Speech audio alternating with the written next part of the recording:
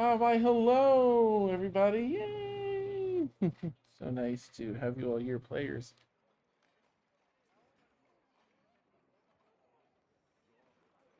Look your coffee, Um, here we are. Oh my goodness, episode 58. Sundered Faete. When did we grow up? Oh my goodness. All right. Lots going on. Kezif downed by our group with a little assistance from the hunt, as it was a big bad, but our group did a chunk of damage. Beautiful. After resting after the wild hunt, participating in the wild hunt, they learned from Fazil about a couple of Kezif's fellows that Dendar the Night Serpent, he believes, is residing in the dream plane, home of dreams. Likely in the dream heart itself. Very dangerous, tempestuous place. Additionally, somewhere in the depths of the upper crust, or those in the seat of power of Avalon, corruption through Tyrant Thraxus's possession of different people. Couple things out there. Currently, we're taking a quick look. We bamfed quickly. Ladrin with Nithrana preparing for the ritual. Una, Fiora, and Dia went to investigate South Belmont, perhaps finding some any insights on Dia's family and such, only to find that Hask, tempting to be one step ahead of them, has them postered on wanted boards all around the city, a very high price on their heads. And as they walk through the city, citizens start catching citizens' eyes until they came across one of the wanted posters and realized why so many citizens were starting to eyeball them. It's enough to let a citizen and their family retire for the rest of their lives. So I think that's where we are. I don't know why this sounds so quiet. Okay, but let's just turn up our fantasy medieval thing here. Maybe it's my AirPod. It's been being stupid. Not stupid. That's better. Okay. So I think I'll put us right in the thick of it. Tuna, Dia, and Feora. Initially perusing the city, heading, across town. It's still a ways away. The Dia's, manor, the homestead, original homestead, where you first notice people staring and looking, and a couple people maybe starting to trail you. Then, as you get across this market square, you start seeing the wanted posters up with your sketches. Um, it does not include Feora's name or Ladrin's name, but it does contain Dia's full name, and in parentheses, opportunity under Tuna, but no names under Ladrin or Feora at the scene. So you're in the corner of the market. There's a lot of thick, heavy, steady blocks here with a lot of alleyways and buildings of different heights. Tents that come out off of those into the market square. And so you have the open market square behind you, and then you have all these more narrow streets and narrow alleyways and such in the corner. Let me check in as you see that wanted poster. Yeah, just ugh. I think it's just a very audible groan. It's just like he's such a sore loser. uh then turn to the others. Well, probably best if we leave. Can't do anything in a city you're wanted in. Well, I can't anyway. No, we should go. All right, quick escape then. And then, Gil, my darling, can you do a fog cloud? Uh, they nod and they go to, if I can, let me ask for a quick perception check from Fiora and Dia before, just before the cloud descends. Yeah, I'll do perception check and then we'll do DM inspo. All right, Dia, let me know what you get first. A 4. All right, Fiora. 23. Okay. Um, so let's see. Let me roll for Tuna real quick, just in case. No, actually, we don't have to. Not with that roll, because you'll see at least. You see some people, clearly following. You know what it looks like to be followed through a street. You see a couple groups, one coming from the right-hand side and one coming from like the direction that you just came from. Both like 30, 40 feet away. Nobody close. As the fog descends and disperses, it begins to fill out the space um, from work. What would you Okay. like to do next? Swift feet and dip. I can teleport us out of here, but I need a minute in order to cast the spell. So anywhere just to break line of contact to where we can go into a shed or a back As alley. Okay. after the fog is put down and we're running, before I follow after, can I summon 1d4 direwolves? Absolutely. Does it say how many turns it takes? Is it a roll? How many rounds? It just says as an action while outdoors, you can magically call 1d4 direwolves. Okay. Go for it. So let me. One. One direwolf is scary in a city. Yeah. You people These are are just not. people. Yeah, not expecting that. Beautiful. So it does take, I believe, a round. I'm just gonna super quickly check and make sure that wasn't like an error on my part. I think the summons just before that um, will also better talk about it. So yeah, no. Oh, the couple lines said, so the called creatures arrive in 1d4 rounds. So just roll a d4 for me. And, Swear to God, if this is where the 4 comes out, I'm gonna be so pissed. Alright, 2. okay, it's 12 seconds. That's nothing in a chase, right? So, as the fog descends, you hear people start yelling, like, get him! This is our ticket! Um, 12 seconds. Okay, it's going to take 6 seconds to catch up to the cloud. You've deployed that first round. You start running in the other direction. You can head, just generally first, you can head north or east. Both directions have narrow roads that will lead to a bunch of alleyways. Dia, you know that, I mean, it's kind of the same either way. But let me know Yeah, which east first. then. East? Okay. You depart running east. As you all take off dashing currently, I assume? Just to make sure I Yes. don't want to. Okay. Hustling through these city streets now, running from the other direction, running down off of a roof, just narrowly crossing your path, in this narrow street, a dire wolf out of nowhere. These things are a little taller than we are as people. Runs past. Nope, just Tuna too. Like wait, and Feora, and you are all hustling down the street as Direwolf encounters a very unsuspecting group of citizens that freak out and begin running elsewhere. So you don't have any active pursuers between the fog and the direwolves. Well done. You are on some narrow city streets. There's still some people here, but there are alleyways.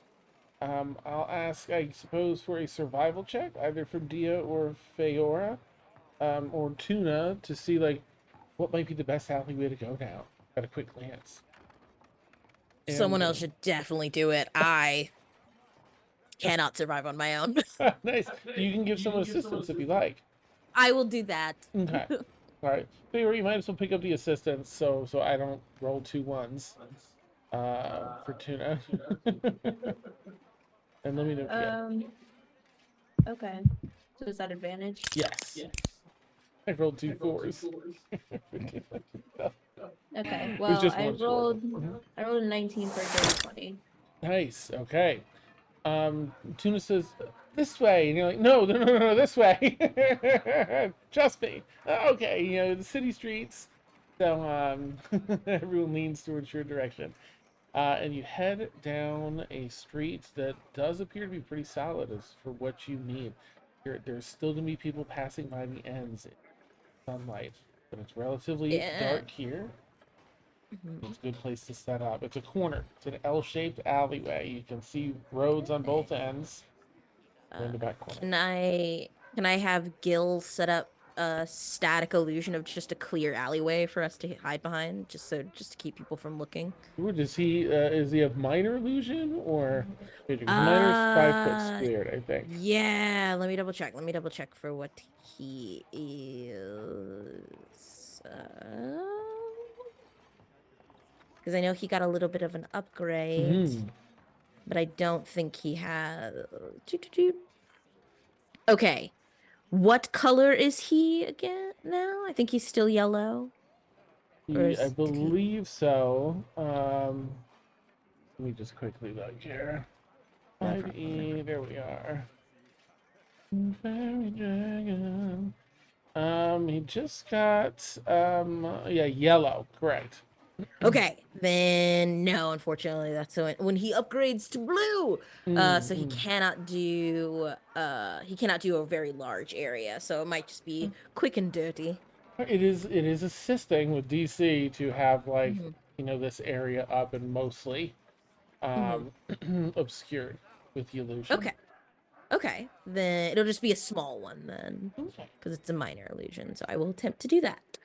great. Gil does a good job with the space and with everyone huddled in there. Um, you begin casting the spell, setting up for the Mm-hmm. spell. So that's just a 60 seconds. So while that's going on, as you are setting up, I will ask really Feora to do. Let me find my notes here. Actually, may I ask all? Well, 3 of you, I guess. Not Ladron. Sorry, to do a stealth check while setting up, just for sound. Okay. You can do so with advantage, Feora, because of your boots. Roll here. Stealth check for Tuna. 8. That's the number I keep getting for everything for Tuna. I'm so sorry. Okay, Feora, what'd you give for stealth? 30. Okay, that balances things a bit. And Dia? 18. 18. Nice. Okay. All right, good. So it's only one failure, so it's looking pretty good. That's really good. May I also ask for a perception check? That'll just be from Feora and Tuna as you're pretty focused on building Mm-hmm. the spell out. Perception here. What'd you get, Feora? 19. Okay. Tuna got a 27, so the two of you are keeping a careful eye. First half minute goes by. People are just walking by. No one's really, spying or seeing anything. Um, After about half a minute, you do see somebody pause. They kind of look down and then do like a double take as they walk by and come back, and they tap someone else. Tuna realizes their tails out a little bit and they tuck it in quickly behind the illusion. And the two start walking down the alleyway towards him. And I will say, this spell goes off at the end of a minute. Mm-hmm. For Feyor and Tuna, you just have to be, I think, touching Dia when Yep. it goes off. So you've got a little room in the meantime. I think it looks like if they walk at this pace, it'll be like, 12 seconds to get down here. They're just kind of walking along. Is there anything Feyor would like to do? I think I know what Tuna would like to do, but let me check with Feyor first. Uh, I mean, what I have to do is just straight up murder. So if Tuna would like to go first. Okay. Okay. I think Tuna's gonna try and step out the other corner of the illusion, and then come back around the corner as though they just came down the alley, and approach the two. Um, oh, you two, what are you doing down here? I'm just passing through. I'll start and engage in the conversation. You saw something strange down here. What are you up to? None of your business? And just biding time as best they can. Yeah, do you often make a habit of just grilling people standing around in alleyways? Are you popping Pretty out to dangerous for join? you. Yeah? Yeah. Okay, nice. Oh, you're both, you can tell adventurers in this world, you know? There's between equipment and other things, and these are just city folks. No, no, we just, well, never mind. We thought, You thought what? Did you come whatever. down? Well, we've got better things to do. Come on. Elbows their partner and turns to walk away. And what? Wait. You've got they begin leaving, heading back down the street. But you know you're at really near the end of the spell, so you have to hustle back to. Yep. Okay. You into turn and like they're breaking into a run back. Boom! Shoulder, hands on Dia's shoulders. Boof. Preview, disapparate from this space, kicks up dust down both alleyways, covering those people.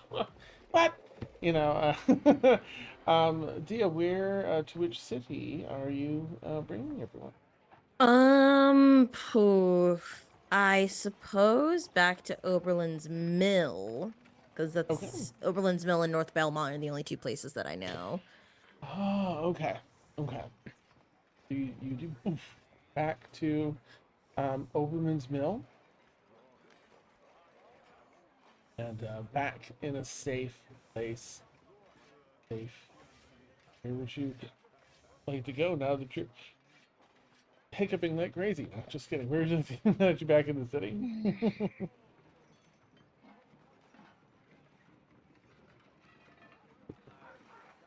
Uh, So I guess South Belmont's not an option.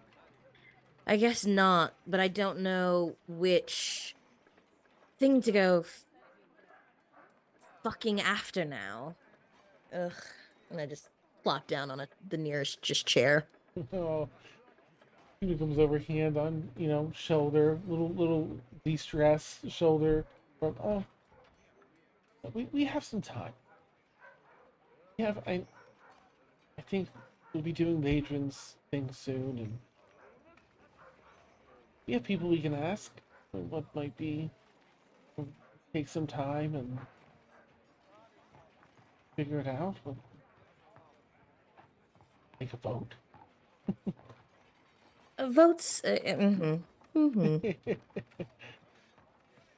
we can figure out a little bit of that. Mm-hmm. What do you need right now? What can I do for you right now? Nothing. I don't need anything. I suppose we'll just wait till after Ladrin's thing is finished.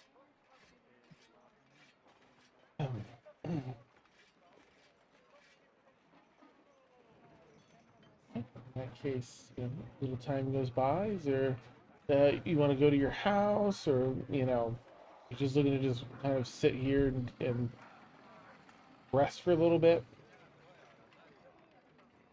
Uh,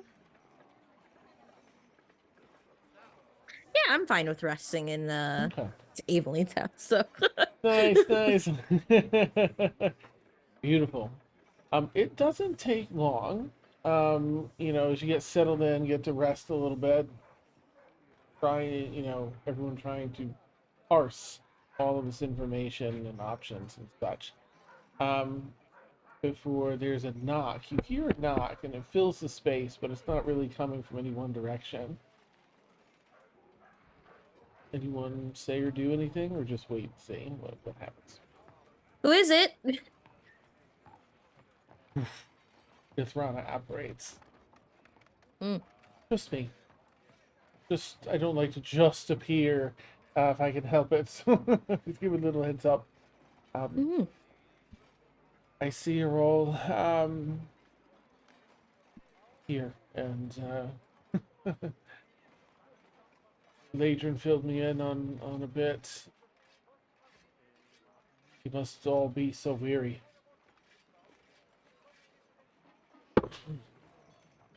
But there's good news. The ritual time passes a bit differently in the Fae. We've had the time required to set up Ladrin's ritual. Maybe it'll help take your mind off things. But if you're willing, Ladrin, I would love to have you there for the ritual. All right, let's go. Wonderful.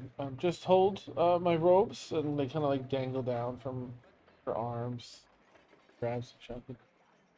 You're whisked away to an altogether different scene.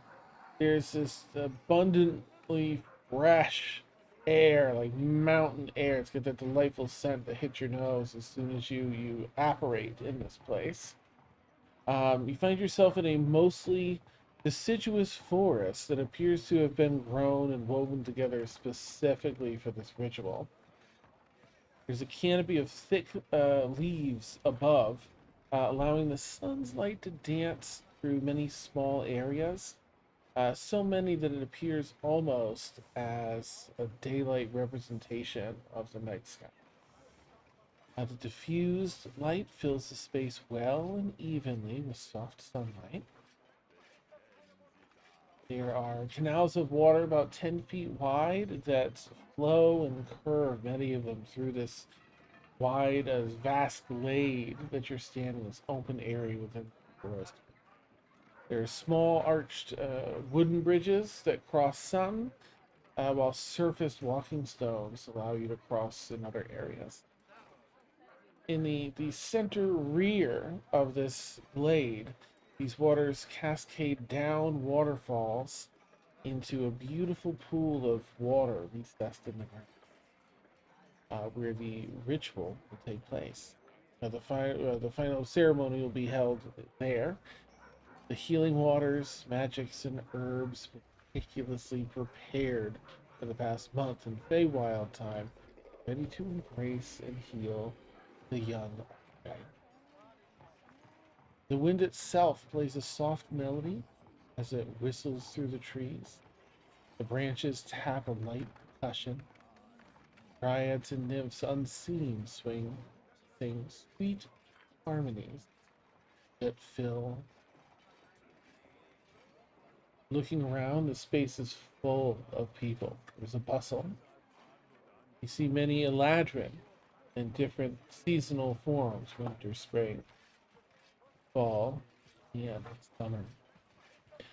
Several dryads walking about. They have different bark skin of different trees.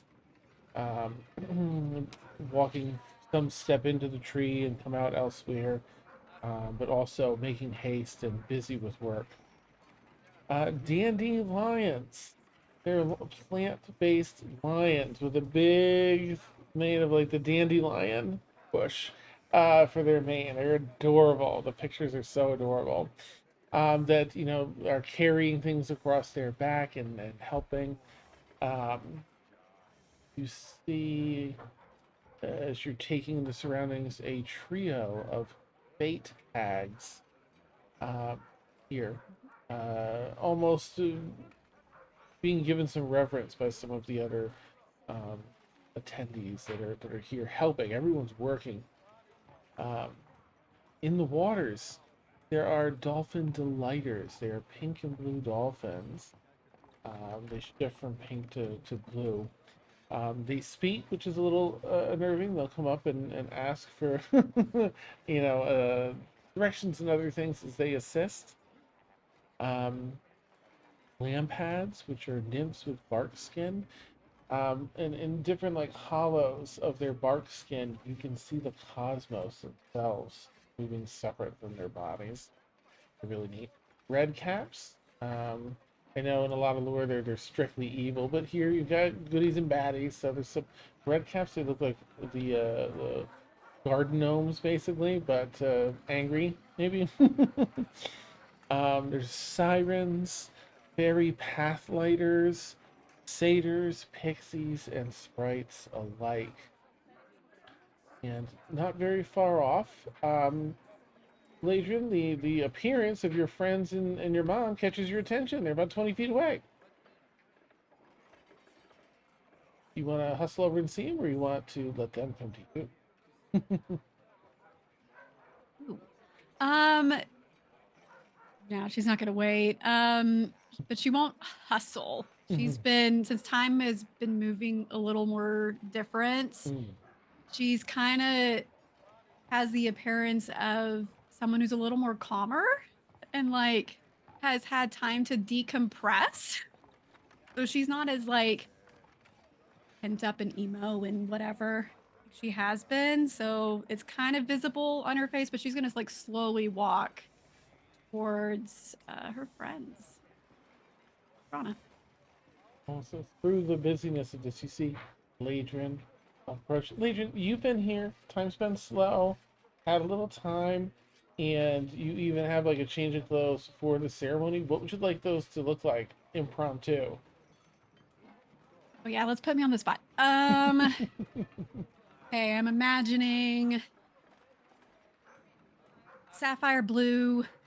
It's not a gown necessarily. There's like a mix of blues, but like the biggest focus is a sapphire blue color. There's like a pant legs, and then there's this like very decorative tunic, and like it has one of those slits that kind of like comes down to a point, kind of like almost to the knees. It is kind of the same way in the back, and it kind of slits on the sides too. Um, there's like a V-neck, I will say, and she is wearing her pendant that she got done a long time ago to remember Phelan. So she's still wearing that, and she's not wearing her gloves. She's got instead like a complementary blue colored decorative glove, but it only comes to maybe like here. So you all of her binary markings are showing. She's more like open. Nice. Great. Sure. And she has like this cute like little ivy greenery like tiara kind of like woven in almost with her hair. It's done up a little more elegantly with little like golden tassels or something. Like, yeah. Wow. No, she's fancy for some reason. Yeah. All right. Love this. Nice. You all see Ladrin approach. Hi. Hello. Oh, How's it been? good. Really, really, really, really good. It feels like it's been a hot minute, but maybe it's only been a couple of days. I don't know. How long has it been since I left? 3-4 days. Oh. I don't know how long it's been up in the Fae. I was It's imagining been maybe like a like month 2.5 weeks for you, 3 weeks. Oh, okay. Okay. Wow. Okay, so it feels like it's been a month. I think it's been a couple weeks. Okay. Wow. Well, y'all look great. Are y'all okay? Y'all been, is the bag of holding okay? Did y'all go spend all the money? I spent some money. Okay. Nope, I'm calm. But we replenished it with plenty of potions, so I'm sure the equivalency is more than fine. Oh, that's good. Mhm. That's Hmm. fine. That's fine. That's fine. Hmm. But yeah. Welcome to my little section of paradise, I guess, but not no, yeah. No. It feels nice. Mm. You want some tea? Tea sounds lovely. What do we need to do for the ritual? Don't Probably even know. sure. Yeah. Yeah. No idea. I just made tea in preparation because I was getting nervous. Um, and yeah, let me I it's a special concoction with Fey herbs and stuff that I haven't gotten to use, but it smells and tastes good, so it's safe for consumption. I don't know why she's nervous all of a sudden, but she's going to like kind of scoot over and like she does end up pouring 4 um cups of tea and kind of it's on a tray, brings them over and hands the one to Tuna if they take it, and then she gets to Feora and like hands it and then sort of like hesitates. Can can you not have tea anymore? As far as I'm aware, I can still eat and drink normal things. It just doesn't do anything. Oh, okay. Or we'll just take it off the tray. You may need I need here's all the ingredients that's in there. Like she's like a nutrition label. Can you eat and drink all this? Just to make sure it's not gonna like inadvertently like poison Feora.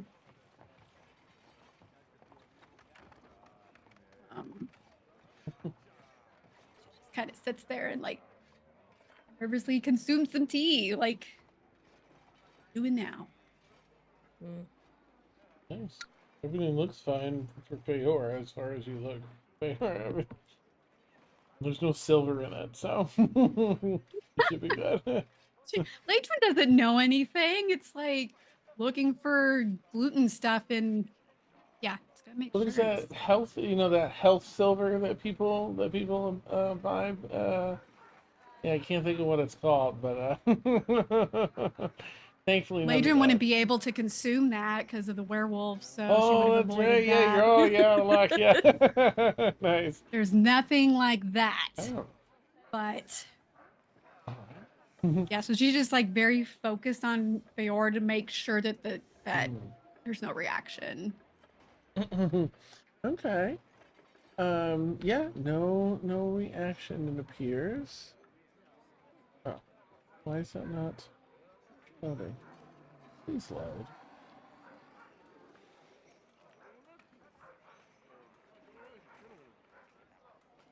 Whatever. I'll just quickly send it.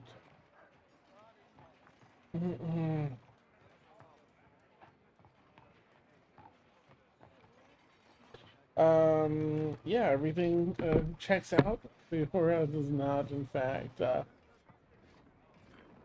get sick or anything. Everyone else, it's delicious tea. It's definitely made from something that feels otherworldly. It almost brings, it's strange. It incites a note of nostalgia, even though there's no memory related to it. You just something with the Fates, can incite these strange. Oops. Sorry. Stupid autocorrect.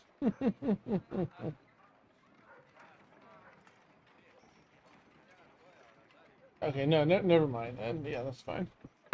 All right. Well then. Anything for anybody here in this? After meeting back up after everything's happened, Fiora, you become a vampire. No, I mean, I know this might not be the moment for some stuff, but just it's a reconnection moment in case there's anything else for anybody.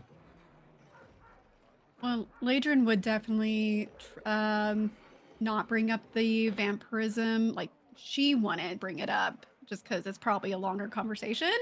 But she is going to ask, what have y'all been up to past couple of days, I guess?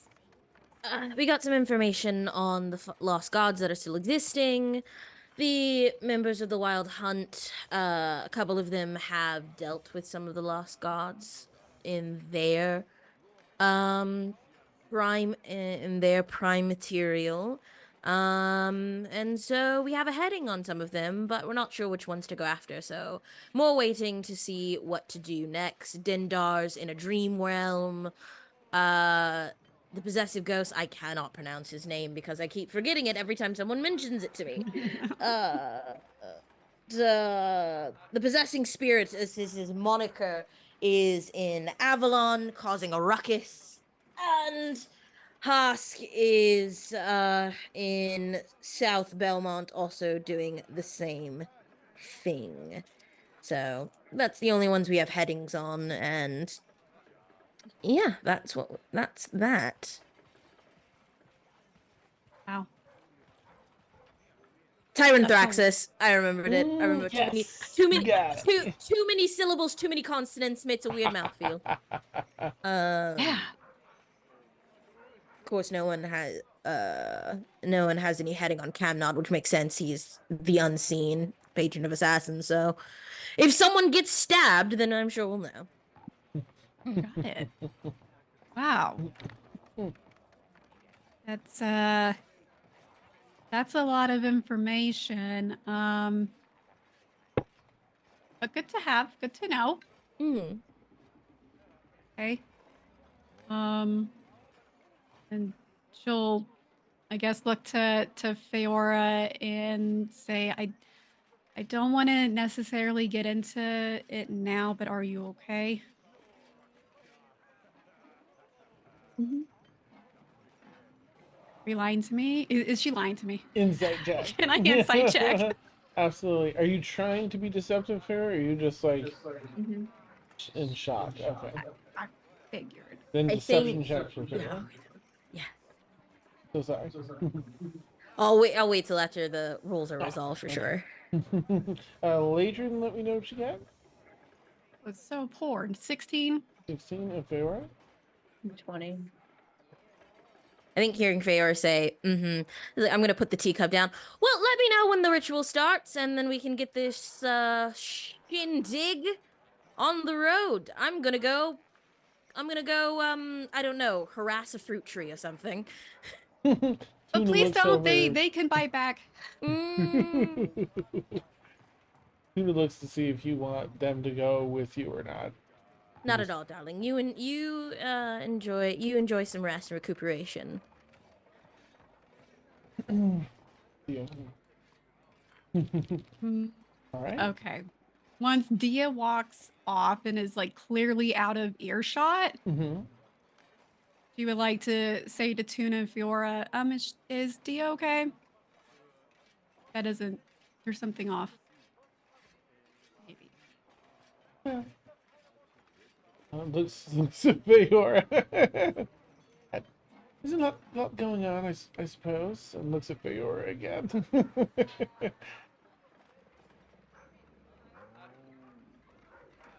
lot of choices. Yeah. I think she might be mad at me.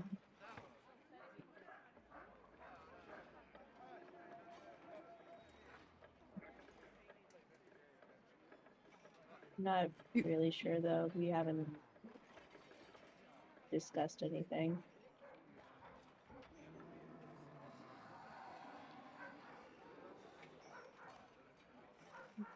Okay. Okay. This is a lot of pressure to difficult choices ahead.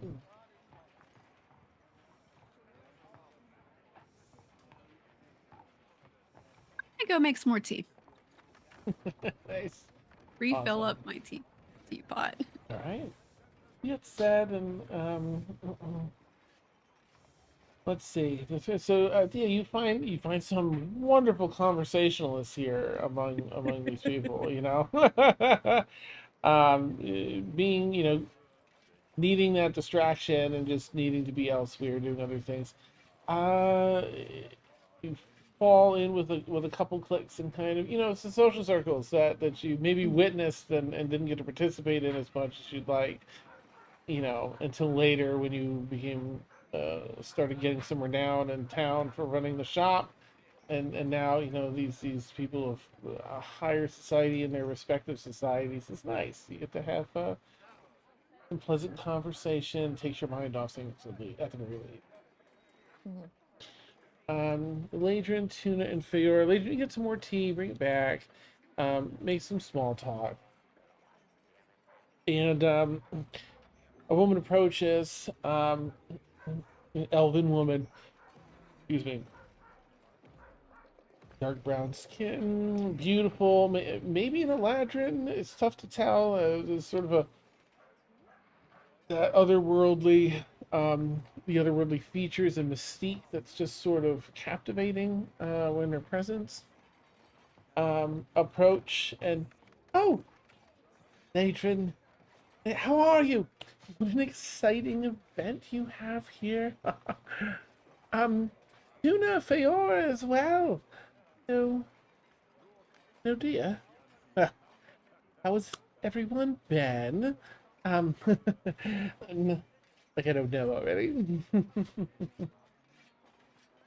I know who this is?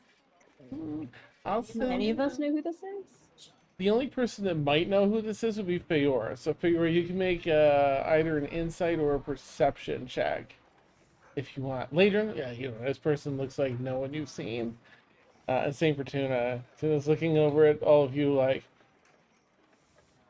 yeah, you. Dirty 20?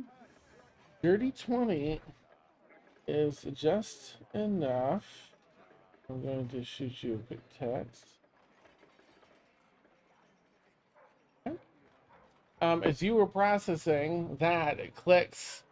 As you're processing that, um, they're answering.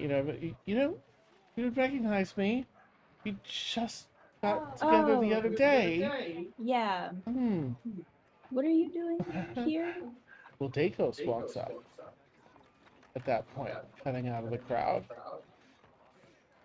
Oh. Puts his arm kind of over this woman's shoulders and shakes her like in a silly way. Hello, everyone. Hello.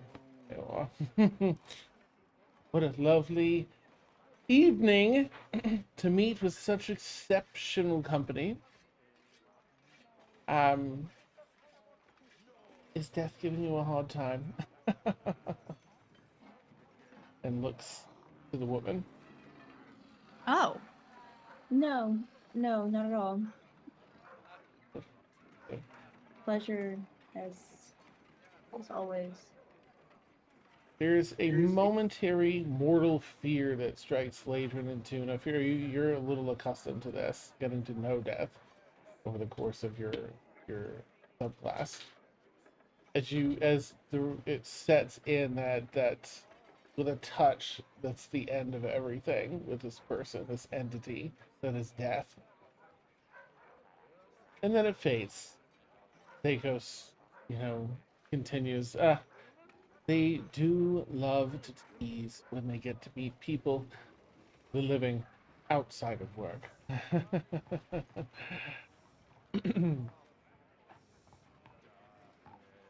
I'm confused. I'm sorry. Am I gonna be dying in this ritual? I'm sorry. I don't know what's happening. Who? Not to be rude. Did Nathrona invite you? Death answers. Oh, well. I need to be at these things. Those like yourself with Archfey blood are the closest to becoming a true Archfey. Like one of the many rituals to become one, though, involves receiving a boon from me. to all but bypass death, handy feature for Archfey. So I'm typically invited to these initial rituals to assess the individual and keep an eye on. Dakos pops in. Oh yes, and I saw your names on Death's shortlist the other day, and I was rather worried after seeing the names disappear, being awash with a sense of relief. I thought, and hearing through the vines that they're having this incredible vision for you, I decided to tag along and make sure you're all, well, hanging in there.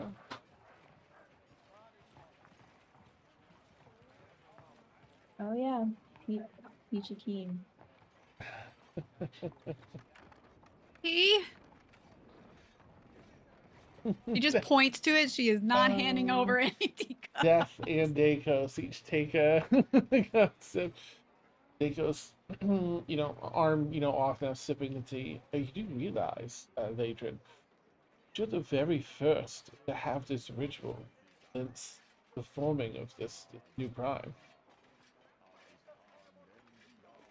Lucky me. Quite an event.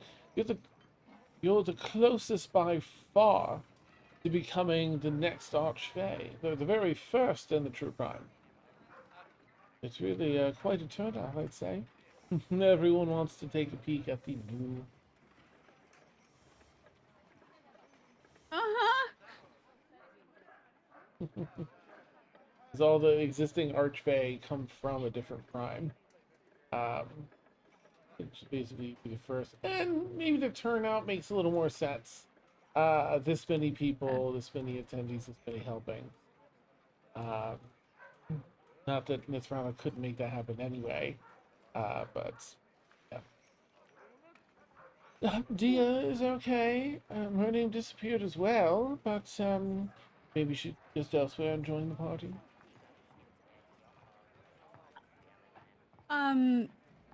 Dia went to get some air, and you know what? The teapot's empty. Well, excuse me. She's overwhelmed and going to back out, summon Gregory, and just take 5 minutes to pretend like she's gonna go brew some more tea. Perfect. Awesome. So it's Feora and Death, who kind of know each other a little bit just from your subclass, and Dakos and Tuna, who's probably feeling super awkward at the moment, like Death and stuff. Yes. Oh, Death. Good to see you again, Tuna. Yes. We have this on again, off again. Just making a little joke at how much Tuna ends up dead and bag. Echoes us. Are things going well? All in all, careful sidestep. Little prolonging of the years. Yeah.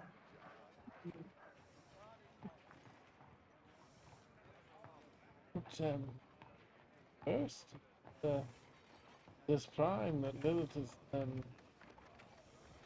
bestowed. Gift or curse, depending on how you look.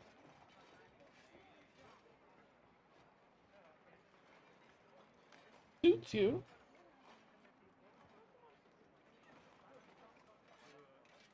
I'm not sure if that's a compliment or not.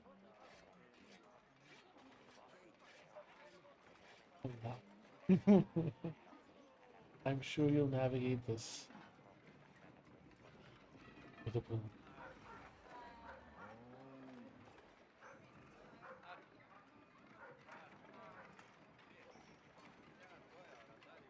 Please, if you have time, hop over, have a drink, and hope to catch up a little more for you. Yeah, that sounds nice. And he leans in to put like his right hand on your right shoulder, so kind of across your body, and leans to your ear and whispers something that I will message you. It's like 30, 40 seconds of whispering this. Of close whispering. It's all he's saying. No, just kidding.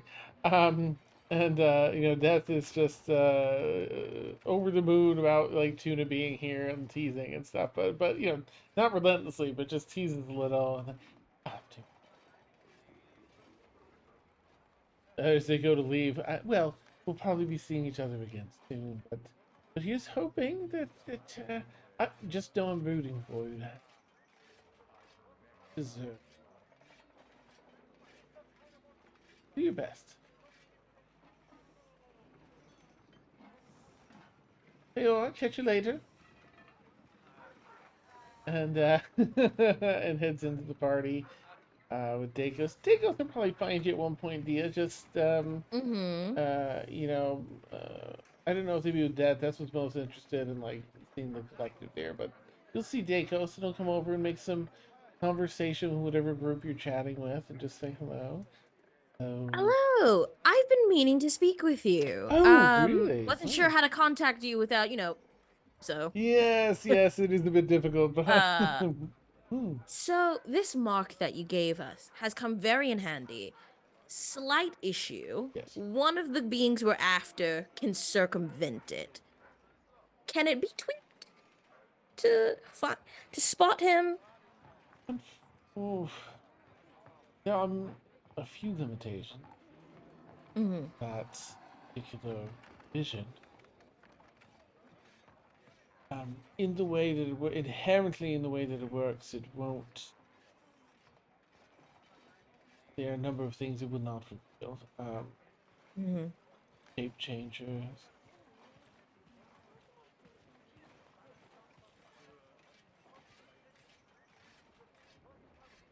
It shows.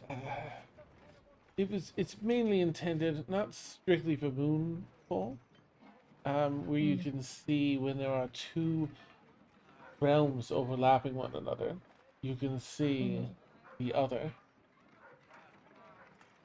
So it doesn't work so much with people as much as realms or planes that are overlapping.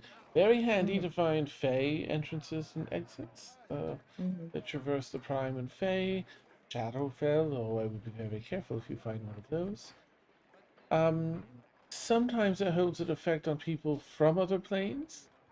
So perhaps I don't know if that would assist you. I suppose not really, considering what we were able to find through the weave of what kind of entity Hosk is. Because technically they're an entity from another plane of existence, but that doesn't help, given that, by all intents and purposes, they can mask themselves from any source of detection. I may know of an item. Don't know if it made the journey to this Prime, but I know where to look. Let me look into this for you. Let me look into something, and I'll keep you updated. A little risky to use, but I think for an entity like Hask, it would do the trick. Excellent. Well, happy to hear what any blah blah blah. Happy to hear what you find, and hopefully won't have to be a near-death experience to see you again. Let's hope not. Let's hope. Death is here. Do say hi if you see her. Oh, Yes, nice. yes. He'll probably point her out from across the party. Yeah.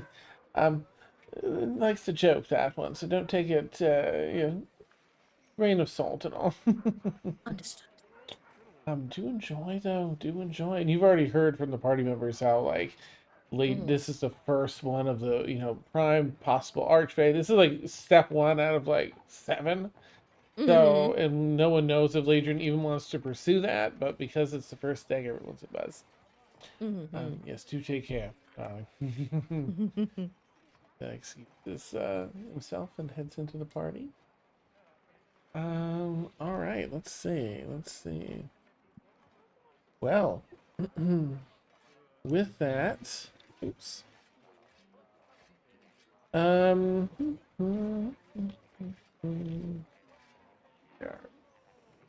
got that. Got those. With that, a little more time's gonna go by before this ritual's set. Is there anything any of you would like to do? As you wait for maybe another few hours or so. I guess does Dia return to the party would be my first question. Yeah. Yeah. And I think it's gonna be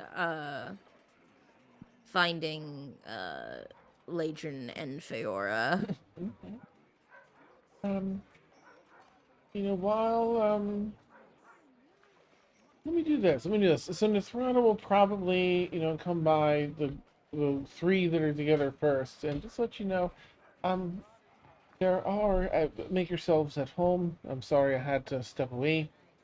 Ladrin, as you know, if you'd like, have some alone time with your friends before things get crazy. There are areas that are just little hovels, little groves, all your own. If you wish to catch up before you go through this for some privacy. Yes, please. And she already walks, like thinking that her friends are gonna follow, but not necessarily like waiting. She's gonna beeline it and sit down Yeah. and open the dragon chest or the phoenix chest. It's phoenix chest set. With Gregory Okay. and focusing on that. Beautiful. Nithrana will also pop over after and let Dia know. Oh, in case you're looking for events, Ladrid at least has retired to All this right. space over here. So I guess I'll just check in with everyone then. I imagine Tuna's gonna follow Ladrin. Feora, are you following Ladrin? And Dia? Yeah. Okay. All right. So you all find yourselves in this.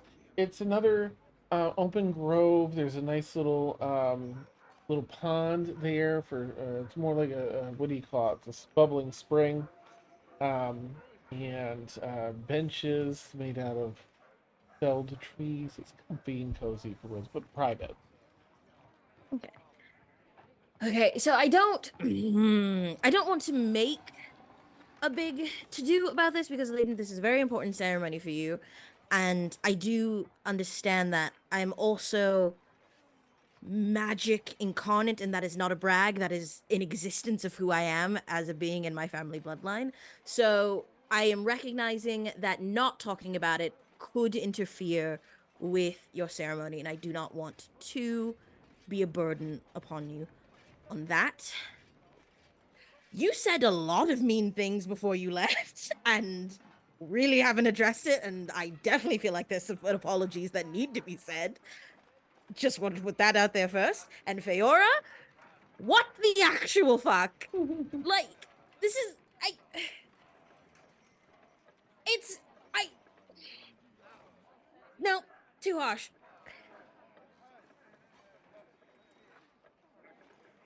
Do you not trust us at all?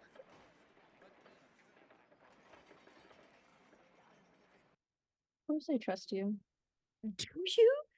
This is the third largest lie that, and I am presenting it as a lie because a lie of omission is a lie. So hugely, in fact, that in the process of you thinking you are going to die, rather than talk to us, you became a vampire. And then nothing.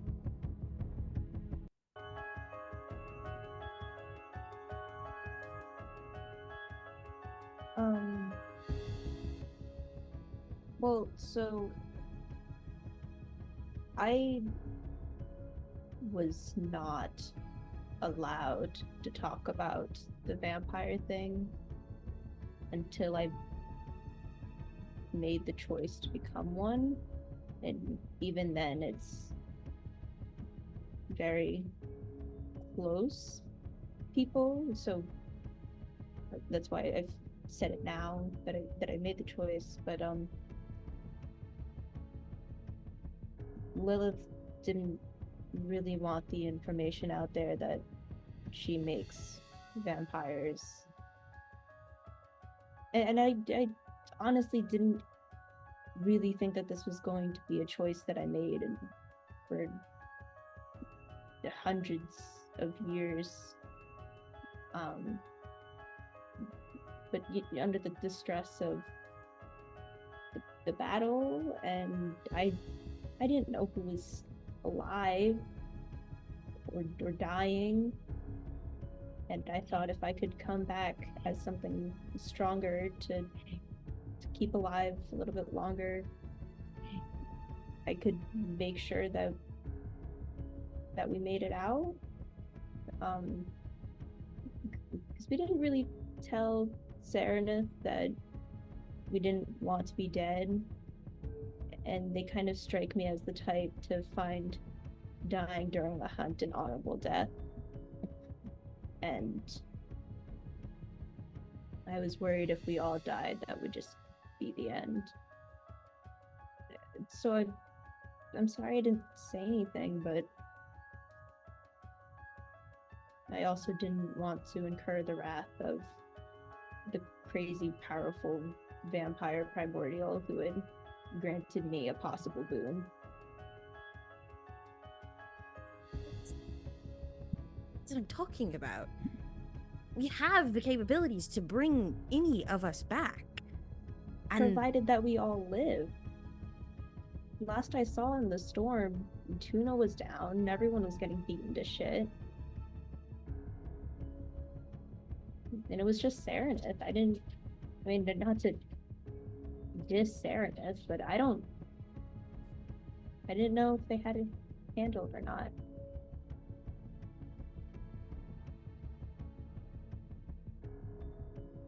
that's my point. You didn't trust us. That's a generalization. I felt you didn't. It feels like you don't trust us.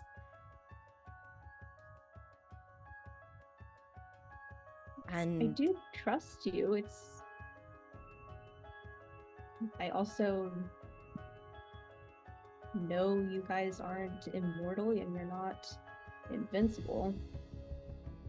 And I couldn't take the risk of losing you guys forever.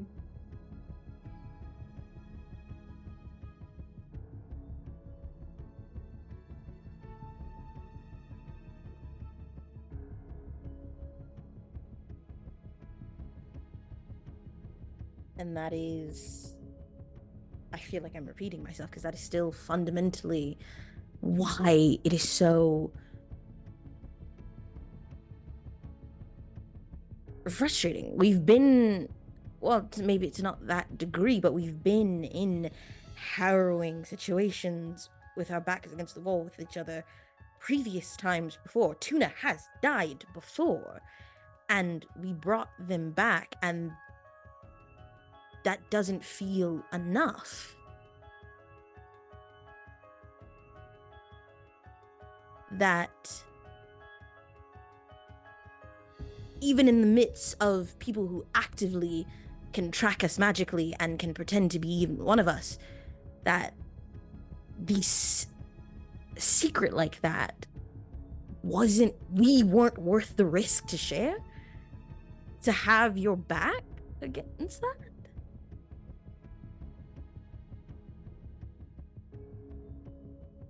I've learned with cases of primordials, it's best not to go against them. So if Lilith told me not to say anything until I made a choice,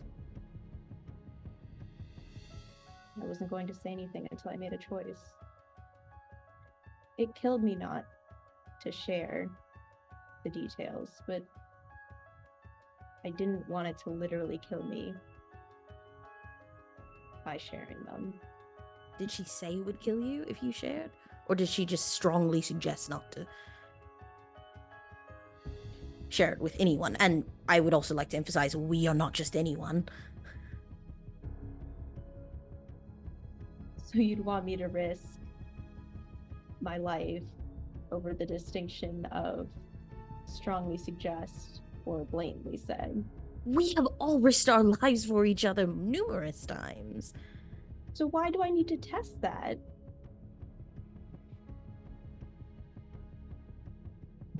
It's not a matter of testing, it is a matter of having faith in us. Because that is the only thing that's going to truly help us together as we continue to face these things that want to destroy our world.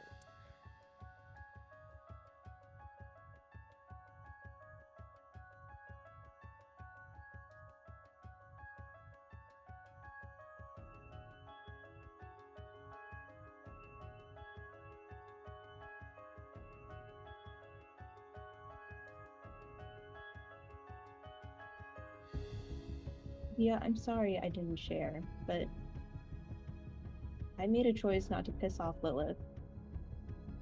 And I'd make that choice again. I'm sorry.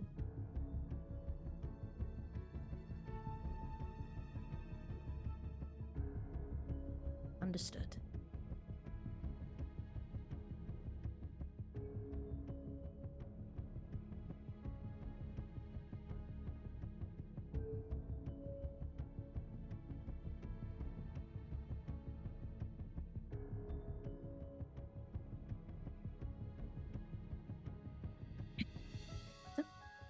The realities of that are settled in, and I am more than able to accept that.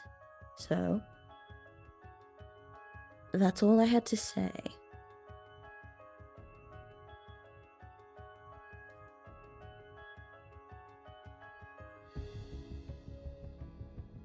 There shouldn't be any fluctuations in my magic to interrupt the ritual, so that should be fine.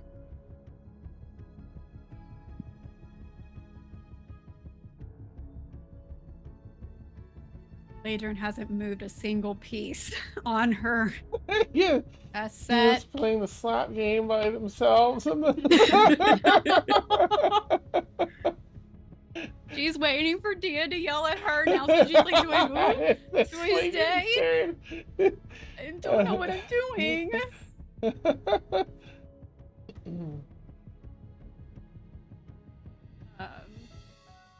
After giving it a minute, she doesn't know when to like safely interject. She's going to... It's kind of like she's talking to Gregory, but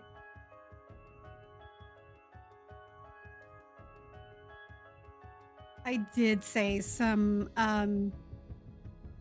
very harsh things, and I didn't mean them when I said them.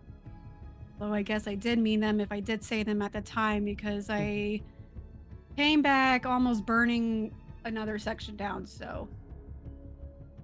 Cool. I am sorry. She looks up at Dia right at that. I was hurting. Hurting very, very badly. And I took it out on y'all, and I didn't mean to. I didn't know where to direct my anger, which sort of steered me on this really rash decision of I needed to get away. And I don't know, reset things, but also get some clarity. So yeah, I'm sorry.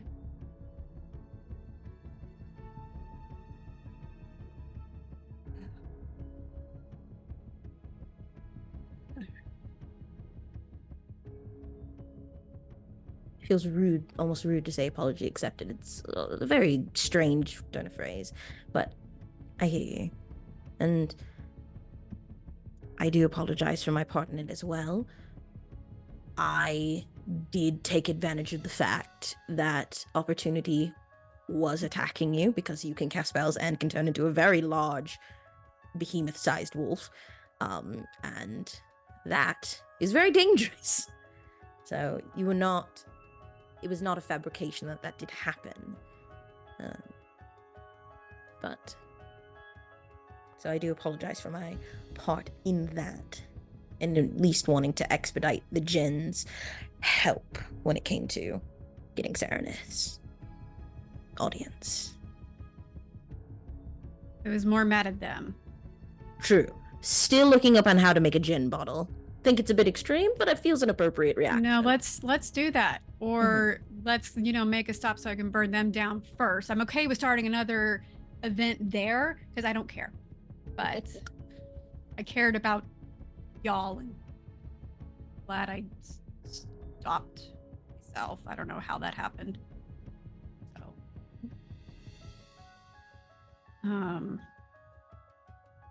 I'm just very glad y'all are here.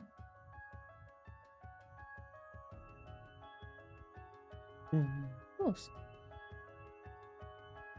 And I'm very overwhelmed at the moment. I don't know what's happening.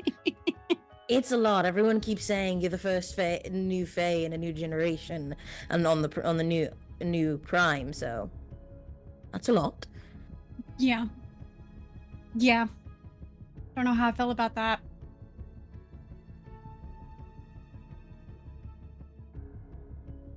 So yeah, I am.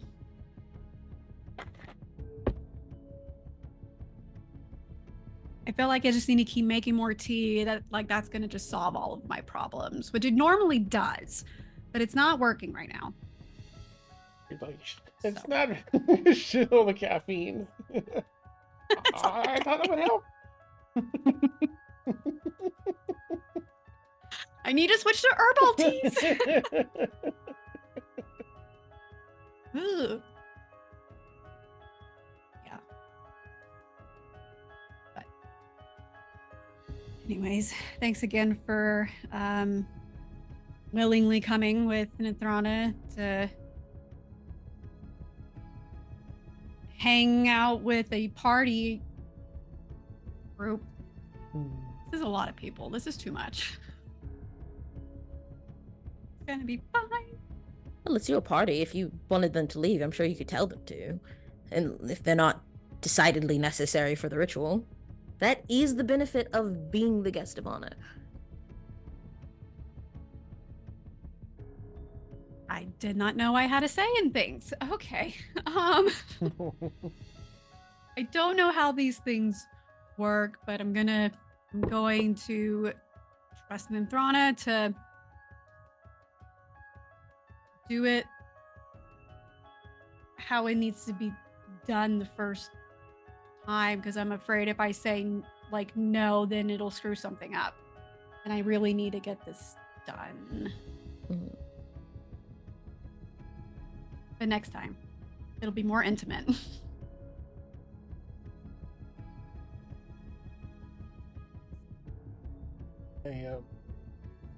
Same kind of ominous note. Just fills the space. Is there any way that Nithrana can make it like a delightful jingle and not like the sound of doom bells or anything? Jingle, jingle, jingle. Comes in next. Okay. Jingle. What is this? It seems Yes, to be sorry. some of the, that's her way of Information, getting yes. What is this? Nithrana appears. Oh, hello. Hi, dear. Yes, as a relation. Well, we're getting ready to perform the ritual. How are you? Hopefully, you're all doing well. Matron, dear, how are you holding up? A little flustered. She says that she's shaking. Oh, yeah. You pouring Okay. out of the, yeah. Are you sure? I saw you practically Sprint! Back to the room here. You sure everything's alright?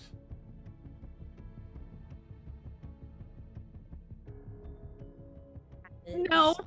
Yes. Ladrin is No. very nervous Thank you, dear. about the ritual, and it is as mended as it can be. I will share that the ritual itself will be closed off to most that are out here. It'll be a handful of those picked to maintain the herbs and alchemical components and magical components of the ritual. They'll be blended in, not personified, so you won't see them. It'll be you and I descending into the water with your friends around the pool as we do so.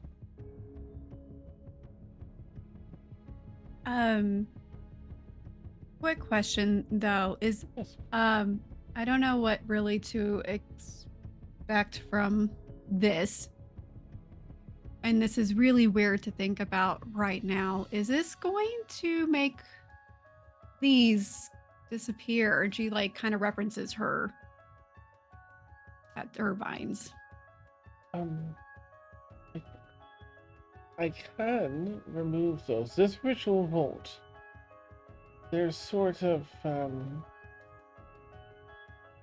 many don't ever get that far. Of course, this is usually done at an early age, but some wish to have them removed, which is easy enough for me, if you wish to have them removed. But yeah, find them a reminder of, especially if they went on longer than just the first few years of life. They usually grow with struggle and big moments of feeling or things you can look back on when you look at these. Okay, If you don't that's- wish. No, that's I didn't want them to completely disappear. That's what I was worried about. I need a reminder to not be hasty. Well, they will say they will no longer grow after this. This is where they will Thank God. stop growing. Indeed. Sometimes they actually bloom quite lovely petals. Oh.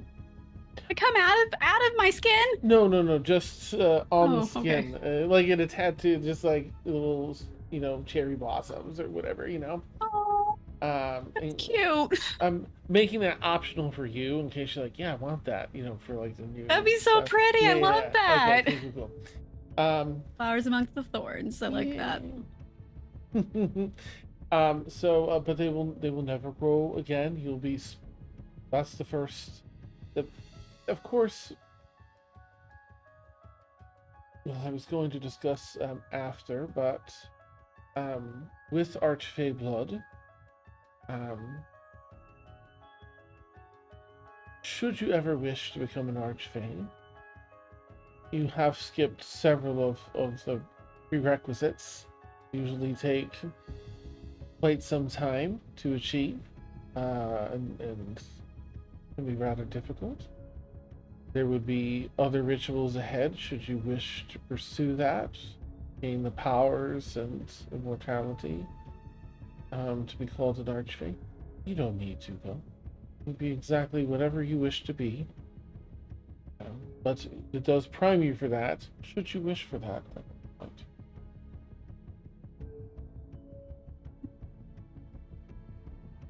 Yeah. It gives me something to think about. Indeed. And she like sideways glances at Feora Mm. and thinks about it and stuff while she's thinking. Yep. Nice. Well, I will then say that this ritual is just about ready. take your time, use the bathroom, and when you're ready, we'll get underway. And disapparates. And with that, we'll take our bio break. Putting this, we take about a 10-minute bio break. We will go get on that and catch you in 10. Our audio will be hot, so chat with us if you like. Catch you in 10. Okay. Catch you then. Nice. I did drink herbal tea. Like I did make some earlier, but Oh. I felt like I was on like caffeine for a Nice. second. I worked myself up too much. Oh no. That was exciting. That was intense and exciting. I like that. That was. Loved it. Okay.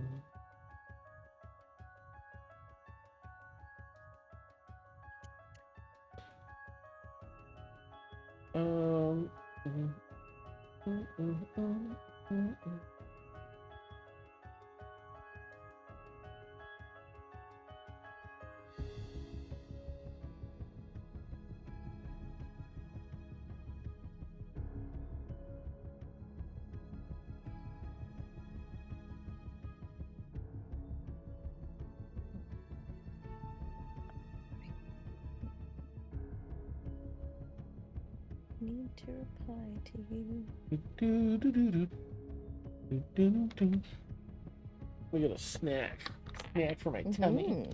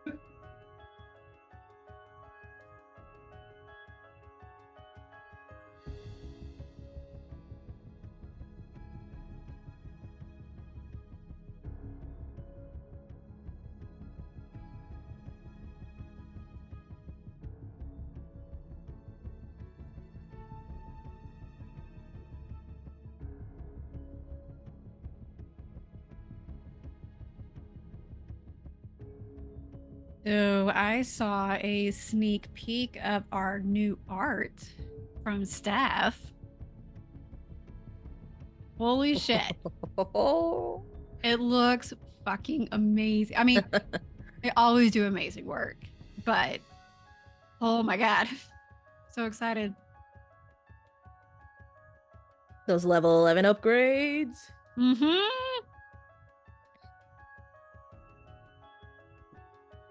Like Dia's whole like new with all the scales and stuff. Yeah.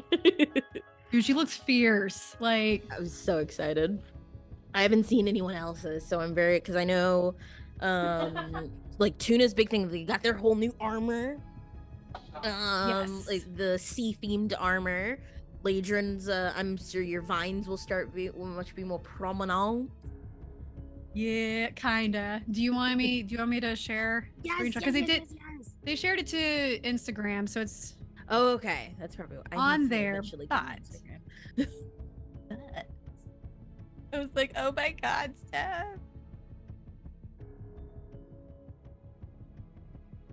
No. Trash that.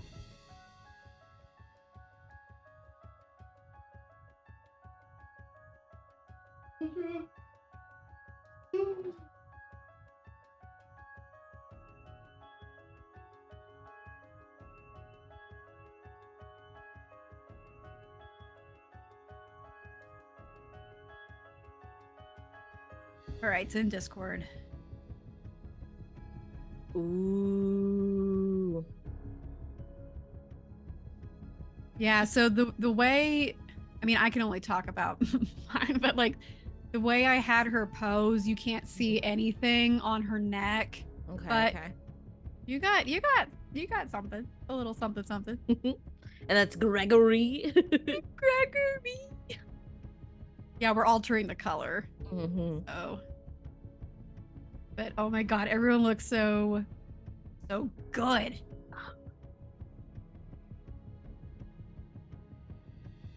Seeing the character art, Tuna is literally so buff. I know. I think they're the only one who invested in strength in this their strength score. Excuse me. Yes, I mean, yeah, I'm a 0. But Strength was charisma and my strength are negative. usually my yeah. Yeah. RP. Oh, that's cool, Frozen. I didn't know that. Know, right? Popped in my head. That's Maybe it's amazing. from one of the Jackbox games. You're one of the Jackbox. Yeah, it sounds like something from the 60s. So. What? Oh.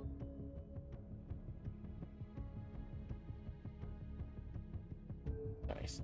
Hang on to the 50s. That may be. Alright, I'm gonna bring us back. Back.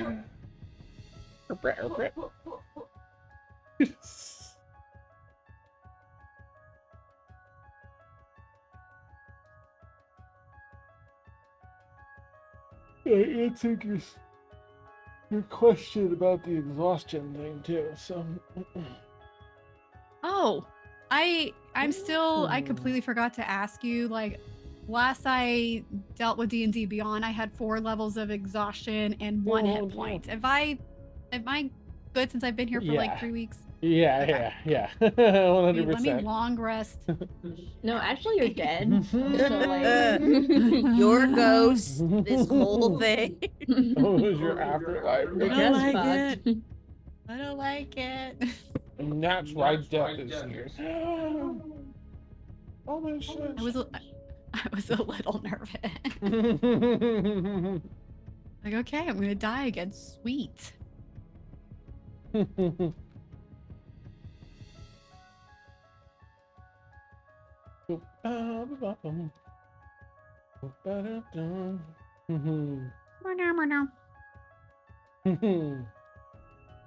Do you know what that's from, Tasha? Really asked me. I have no idea. Phenomena. It's the Sesame Street. It's from Sesame Street, long time ago. They're like do do do do do. Phenomena. Do do do do. How Phenomena. the fuck Do is do. Were you singing it? And that's why I was singing it? Oh, why are you singing Sesame Street? I don't know. Because it's catchy. You tell me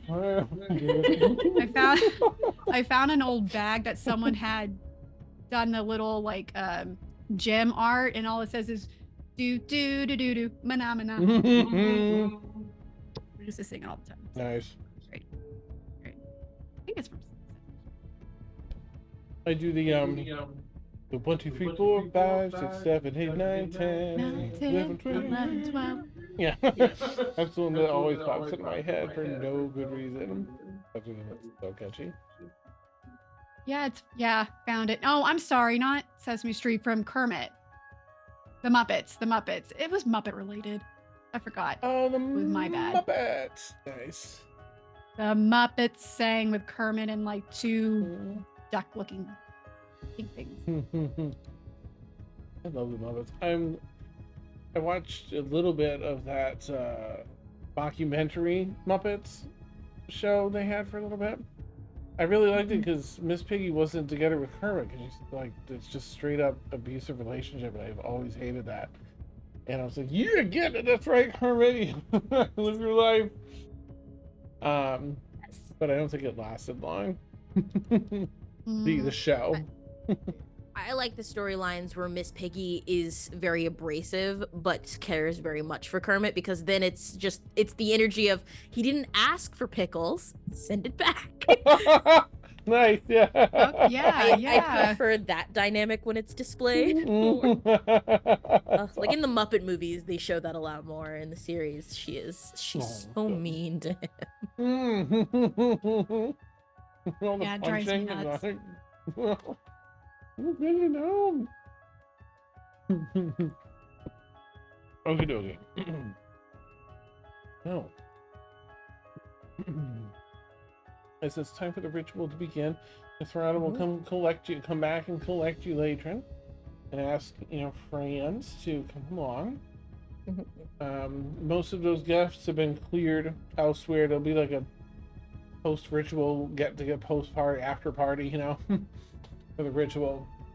The creatures that are assisting with this have become one with the trees and plants, so they're there, but they don't have a presence. And so it really is just you and your friends, and one of your moms here. As you approach that pond, it's down into the ground about 15 feet. There's a stairway that goes down, stone stairway. These different little tributary rivers pour into it, the waterfalls, filling it and keeping the water moving. A number of lily pads and flowers float along the surface. It's warm, it's comforting. There's a steam even that's coming off of this pool. It's not hot, but it's warm. It's like a big, comfortable bath. And you can all kind of tell. So there's some spots around it up above for Feora and Dia and Tuna. And Miss Rana, adjusts her size a little bit to be more your height, and holds an elbow, and a bent arm out for you to walk, arm in arm. And the only thing that gets adorned at this point is like a long trail. It's a sheer green, very naturey, has different plants and petals and blossoms on it for you. There's one for Miss Rana. So as you walk in, it just floats out along the top of the water behind you and fills up. You immediately feel the rejuvenating energy of this pool. Step in. There's magic to it, arcana. There's a lot of herbalism and alchemy. A very careful balance of that druidic magics. You can feel a lot going on here, very carefully calculated and curated in this. As you step through down the stairs, you get down to your knees or so. I'm just going to ask you to make a quick Constitution saving throw as you're stepping in here. Sure.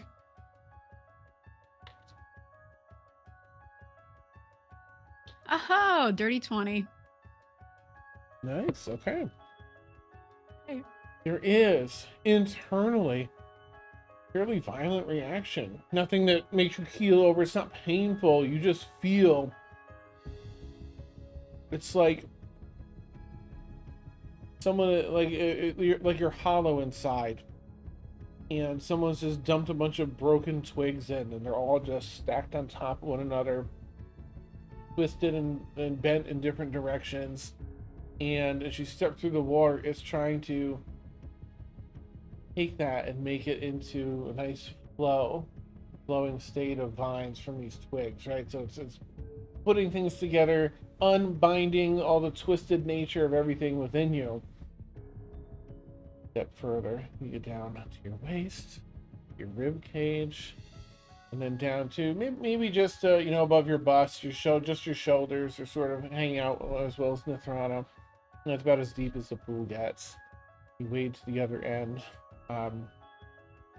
One of the largest waterfalls is on that further end you're walking towards, pouring down into the space. So there's bubbles and some watery foam that push out and around from all directions. Bit of an energy and a swirl to the pool here. For friends watching, you see right around that point where she descended down to her knees, you started to see there's steam in this pool, but Ladrin started to emanate steam. And as she got down to her waist and rib cage, the steam started shifting and changing other colors. Little woof of yellow would come through, and woof of a purple. I don't know if you've ever burned newspaper with print. Bad idea, but I've done it. I'm not knowing. Oops. But it has those colors, those wild colors that come out. I'm like, oh my gosh. So whoosh, whoosh, things like thank you, Serena, for knowing what I'm talking about. I appreciate you. I said it, and I'm like, no one's gonna know. Yay! Listen, I burned it for the colors, and then found out that it was really bad to do, and I was like, oh god, what have I done? Oops. And whoosh, whoosh, and it's sort of just this cleansing effect is poofing out this mist from Ladrin.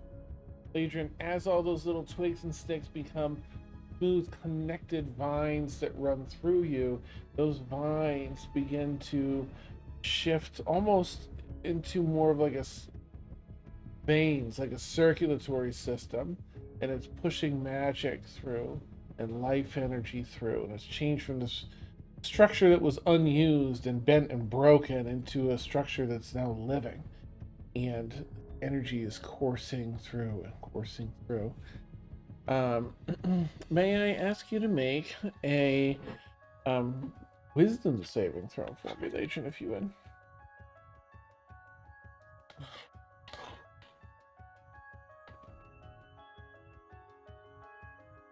Natural 20 for a 29.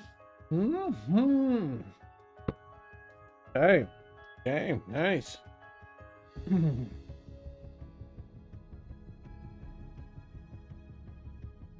With this energy circulating, you find that there are not only like those physical aspects that felt tight, all these little twigs initially, it felt tight and locked in place. Now that this is all connected and free flowing, you find that there are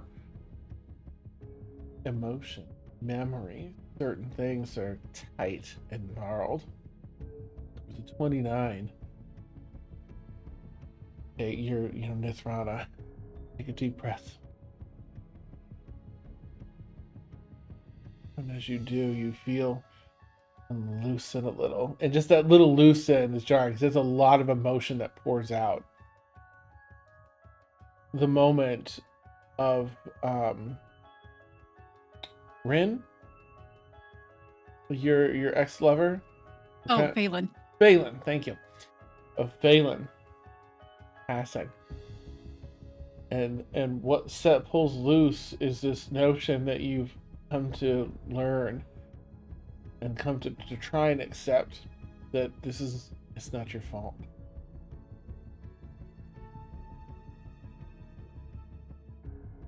And that slips loose a little, like you're gonna accept it, and your body hangs on to it, like, no, I don't know if I'm ready to let that go. But you tell me, in this moment of cleansing, you feel Ladrin, you can choose whatever with a 29, would be able to let that go to the point where you can accept that it is not your fault.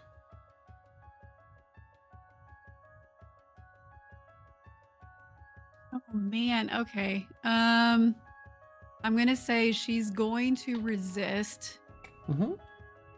and like initially her reaction is to hold on to it because that's all she's done for 100+ years of her life. Yeah. Or not, it hasn't happened for 100 years. It's been like 15, 17, whatever. And so it takes her a second until she kind of comes back and it's like, no, let it go. And so she will go ahead and try to be kind to herself and accept it. And you feel that knot slip loose. And an overwhelming feeling just pushes you to tears. That raw emotion of accepting that it is not your fault. There are flashes of you dealing with your mom. And your feelings during that moment of, I'll heal this person. I don't need to do this. This mom had their reasons for doing things. And Palin's note that they left, the flower, and it all just pours out because you've kept it so knotted up. So there's like 2 decades of emotions that just kind of. So you can tell me if you don't end up crying from it, but I imagine it's like just raw. Like, okay, I get it. It's not my fault. Oh, she is bawling like a little baby. Your mom begins rubbing your back. And that makes her bawl even more. Yeah. Which brings us to the next little knot in there. This loss of your other mother, this never feeling, the love of parents. You had your dad, whom, you felt and thought was your dad. And it's not that he was a bad dad, but there's a lot that went on and happened to you that maybe a life that would be very different if you had someone that maybe had the power to maybe to kind of protect you from all that went down through your childhood and everything else in this missed time. And there's another sort of not there, these complicated feelings of not having, your mom, everything in the village and the family that you did have there. It's a very judgmental village. I know that outside of your dad, you didn't get a ton of support from anyone else in the village or even other family members. There's other knot that slips a little and just kind of gives you like, you are not defined by them. You are not your family. And where you go, the family you choose from here, that's what matters. I think I can add a little. Maybe unless he passed. Did he pass in the fire? I want to say yes. Okay. But okay. she doesn't know. But I'm going to say yes. Oh, okay, gotcha. Probably. Okay. More than likely, yes. Yeah, because it was just a handful from that Right. Of having nothing and being like, okay, I've got my chosen family here. I'm traveling with Miss Rana, maybe my mom. And it's that slip. Do you feel like you could let go of like everything those kids said you were, everything your family made you feel you were, and just kind of accept you for you? Changes every day, goes in the direction you wish it to. You're the person you want to become.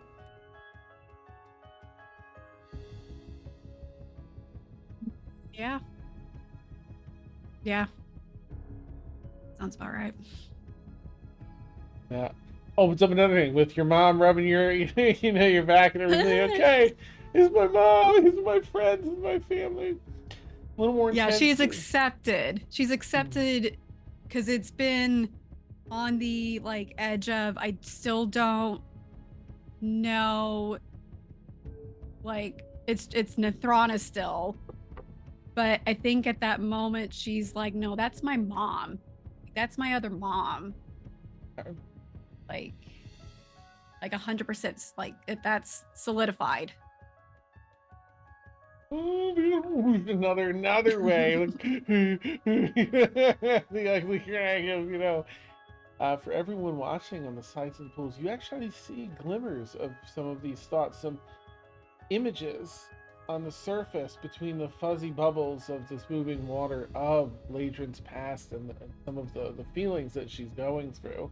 The treatment, these nasty ass kids that are bullying her for being different, having blue fire. It says something as simple as just the color of her flame being different and being absolutely ridiculed, family turning and shunning her,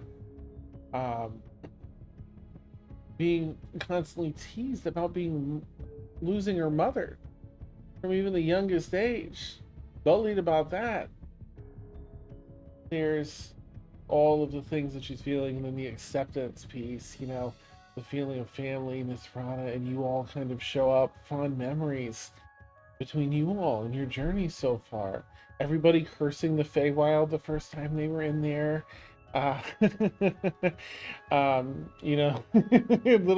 Little fun memories at the fair, the Feywild fair you had, and just the journey, going through the swamp and trudging through. And it's like these little beautiful moments of like hanging out together in a dinner at the end of a long ass day of travel. And just appear on the surface of the pool for the rest of you as you're watching, covered up by the foam and bubbles of the moving water. And you feel, Ladrin, this just as you open these knots up one at a time, this energy is able to circulate properly, and you feel you didn't notice it until now when it finally began to cease. You could feel the creeping of the vines, slow as it was. And you didn't really notice. It's every day you're feeling that. But now that it's stopping and the vines are truly coming to a halt, you can feel it. There's a little sense of peace. Little tension that's released. And you feel that healing energy just finish connecting through your body. Channels up and around. And with that, you feel Nathrana chants a few words, and so in Sylvan ends with my daughter rubbing your back still, and kind of offering up some prayer to nature, wherever, and it's felt kind of surreal, this moment, very internal for you, Ladrin. And in that moment, as the ritual ends, your awareness kind of comes back to the waterfall in front of you and the water, and you got your friends, Tuna's probably, maybe a little tear, and an eye, and Dia and Feora. What does Dia look like up on the side there? I think Dia's just like relieved that it went well, because there's like a moment where like wherever like the railing of where civilians go, like Dia's like halfway climbing over it, because like, that doesn't look like it's going good. Let me get her. But then it's like, oh, okay. So it's just very relieved. Awesome. What does Feora look like? She just looks happy. Looks happy to see Ladrin finally working through all of this. And you're brought back into the moment, Ladrin, and Nathrana looks over. It's done. Done. How do you feel? after once she said that, she starts crying again and then like goes in for a hug. Pull you in, yeah. And then she wants to, like in the midst of like trying to like gasp for air, like, can I call you mom? Oh, of course, dear, of course, daughter. Of course, and just petting your back and and having Nice. no other way. Nice long cry. Oh, yeah, she's crying too now. And beautiful. Yeah, the ritual's complete after a little time. Okay, we're ready. Oh, it's Rana, and you can walk back out. You kind of linked arms, back up the stairs. It's with your friends gathering around. Ritual complete. I'll give you a moment if anyone has any role play or chat they want to do in this moment, and if not, we'll just zip ahead. Outside of just celebrating with everyone, no scene, but very happy that Latron is okay. So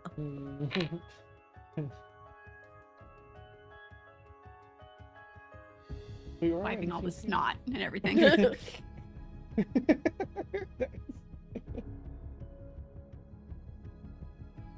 How does it feel?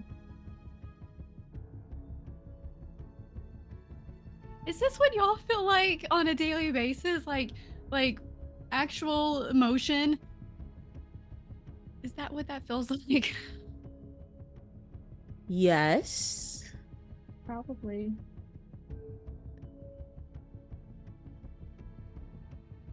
Ow.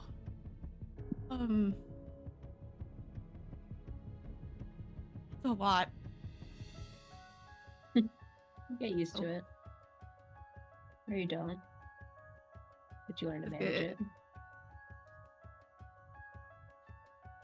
it. She's just still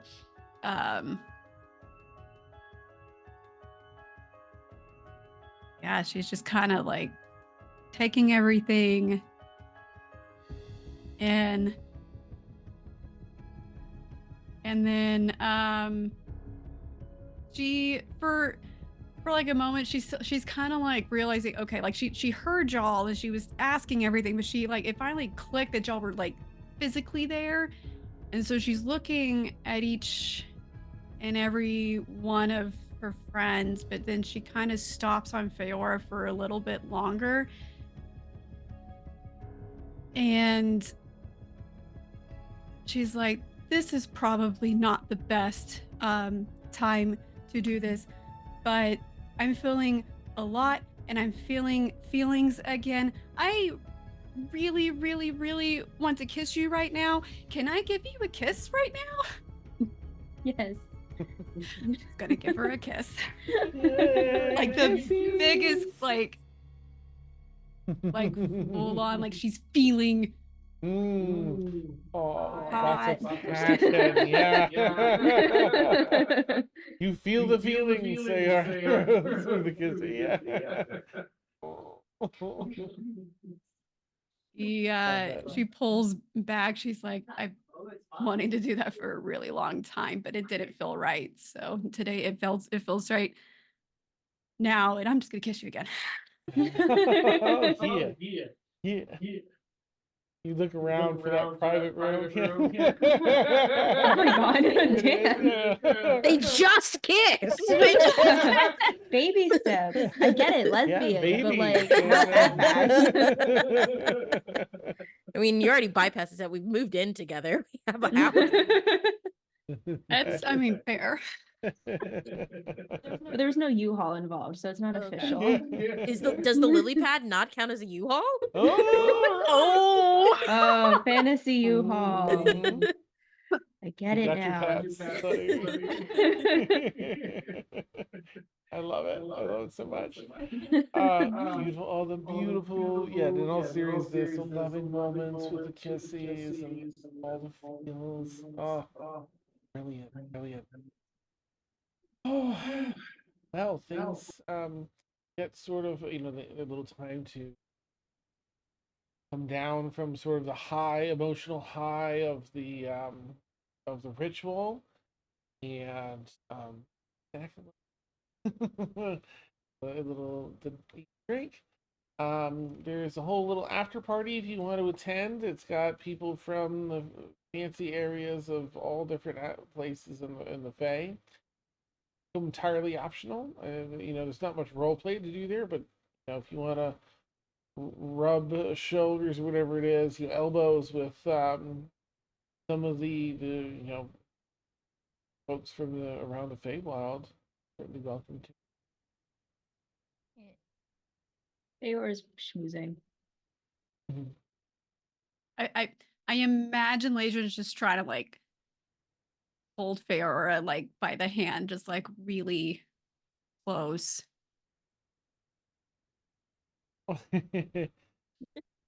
Yeah, general hellos, getting into the party atmosphere is definitely very nice. So enjoying it before retiring for the night. I think Tuna would, going through the ritual, seeing it and stuff, also be like, yeah, spend some time, trying Ah. to, especially with all you just went through, Mhm. the death and um, and the battle and coming back and the nest and enjoying being able to pump on the brakes a little bit for a minute. Oh, thank you for the raid. I like this over. Yay. All right, so it sounds like no after party. Everyone's just gonna kind of gear down here then, if I understood that right. Yes. Well, Ladron's gonna break off just for a little bit to go find Anthrana again. Um before just kind of retiring off for the evening and wants to say thank you. For what, dude? I mean, I know this is kind of like you feel like it's like an obligation somehow because like I'm your daughter, but I have been waiting so long to figure out what was wrong with me, and then it ended up being something better, and now I feel feelings again, and that's really cool. So, yeah. For whatever part in that I can take credit, you're very welcome. But please know that most of that, experiencing that with you and Fool and the ceremony today, that's you. That's work that you've put in. That you've arrived. You decided to let the things go that go. And I'm really glad. I'm sorry that I didn't find you sooner. I just thought you were gone, but I'm sorry that you felt there was something broken that needed to be fixed. And I'm very glad that today, that now you find it to be a blessing instead. The way that you are for me. Have you back, you in my life, is an absolute blessing. And I don't care who it's from, nature, primordial, whatever. I'm just. Thank you. Thank you. Gonna give her a hug. Yeah. Nice. Nice. Probably Beautiful. start crying again, as you do. Yeah, same. Thanks. I feel so glad you're here. We get to know one another, and it's all the tears. Awesome. All right. So there's sleeping accommodations here, of course. So everyone's able to get a nice long rest. Um, let's see.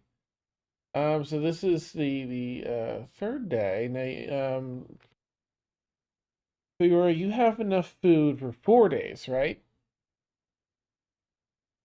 You end up with four, I had 5. 5. Okay, so this Yeah. would have been this would be the second of those, I think, for today. All right, and the day begins, and they're going to start deconstructing this whole area, kind of returning this back to the Feywild and everything.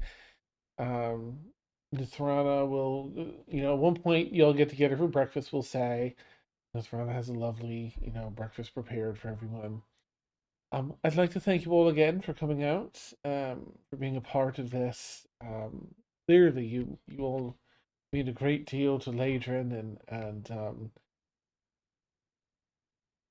seems to be a great deal to all of you. So you all are under my wing now as well, for what that's worth. You're welcome to stay here until we finish returning everything to the Feywild. That's maybe a little before noon. Um, if there's a place you'd like to go, I'm happy to bring you there. Transport you there if you wish. Or at least the closest tree. Large tree. I can walk you through. So consider that. I have to go oversee this breaking down and leave you all to your breakfast. And I'll collect you just before lunch. You let me know where you'd like to go. So nods and just kind of leans and gives you a kiss on the forehead later and top of the head. No. Pat the shoulder, heads out. Yeah. So I'll leave you up for any RP if you want to, or if you just want to be like, well, we're heading here if you already know. Since we have a little bit of time, Ladrin wants to pull Feora off to the side, somewhere a little, like, not private for that, but just like off to the side where they can have a moment to themselves. Okay. And she's going to say, like, As Ladrin's pulling her aside. Ladrin, didn't you get enough last night? Oh, excuse me.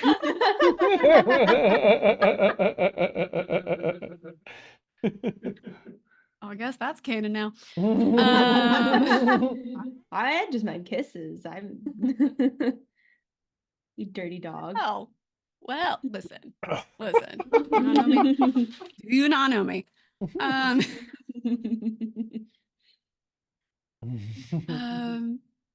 So she'll say, I'm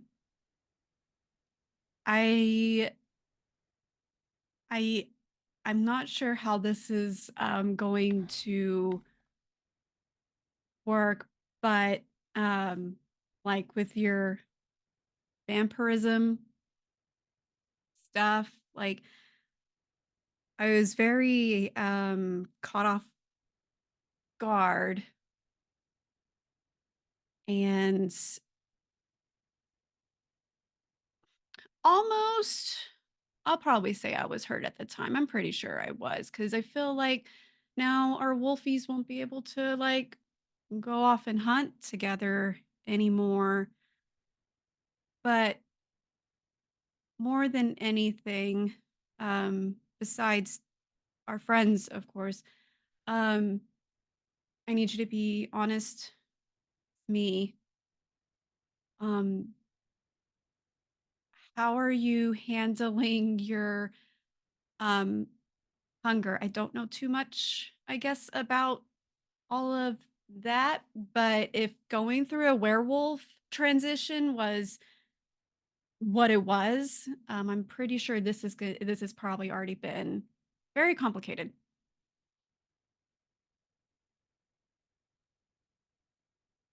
She just starts crying.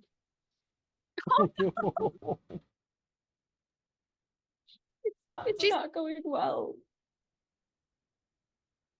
I don't know what to do.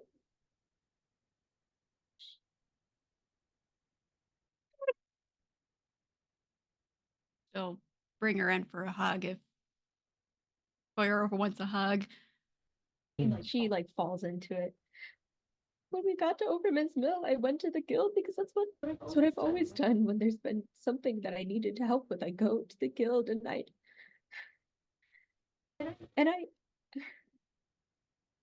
attacked and I almost killed him, but it's okay, but I don't they're scared of me now.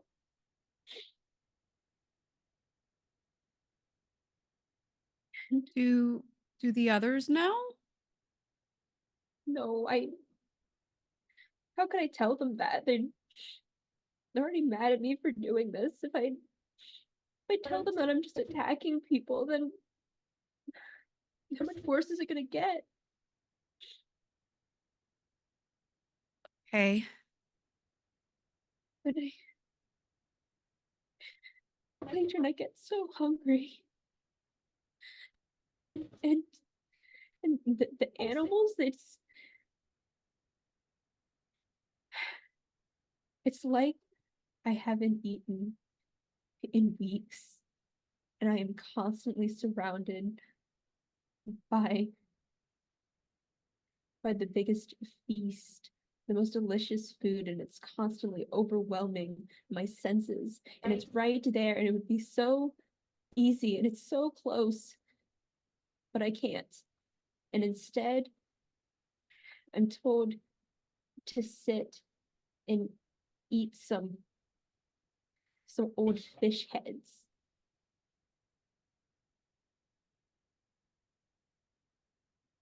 And it does nothing for the hunger. And I don't know what to do. Because I don't want to hurt people.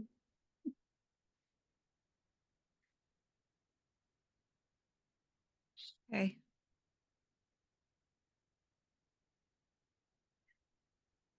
Okay.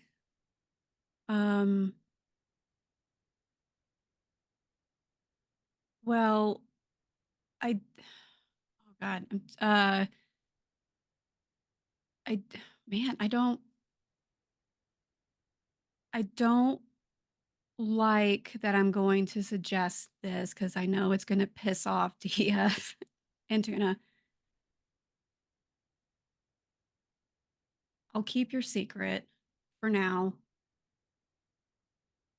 Not that I meant to keep it a secret. I just didn't know how to tell them. We hadn't even talked about it in the first place, and so I didn't want to have the conversation of, yeah, I'm a vampire. Oh, and by the way, on top of this whole new thing, I also almost killed somebody. So keep me around. Right. But we can't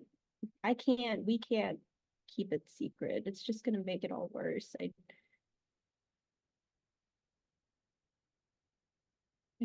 was just too scared to say anything. Well, that's fair. Like I understand that. I wasn't saying like keep it like between us forever because I feel like they have the right to know. However, just for now, maybe we can find some way to maybe help, like get you acclimated, kind of like how it was for the werewolf, which that took, remember that taking a while. And I almost, I think, killed Dia. Wow. Wow. My wolf went after her twice. That's cool. Great. Great track record for me. Maybe don't do that again. Is there anything, I mean, I can hunt. I'm pretty good at hunting. I don't know how I can hunt for whatever. I can Uh, I don't think animals fix it. It keeps me on the very cusp, but it doesn't satiate. how much do you need? She'll just pull out one of the vials. Good point. It's one of these a day. As she's like pulling it out, she has a hard time looking Ladrin in the eyes. Mm.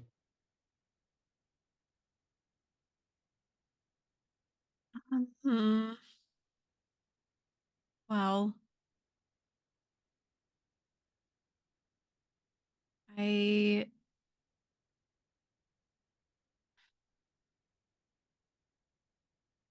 really don't like seeing like having such a hard time with this because I can't fathom how that's feeling. Do you mm, what if I can't hunt,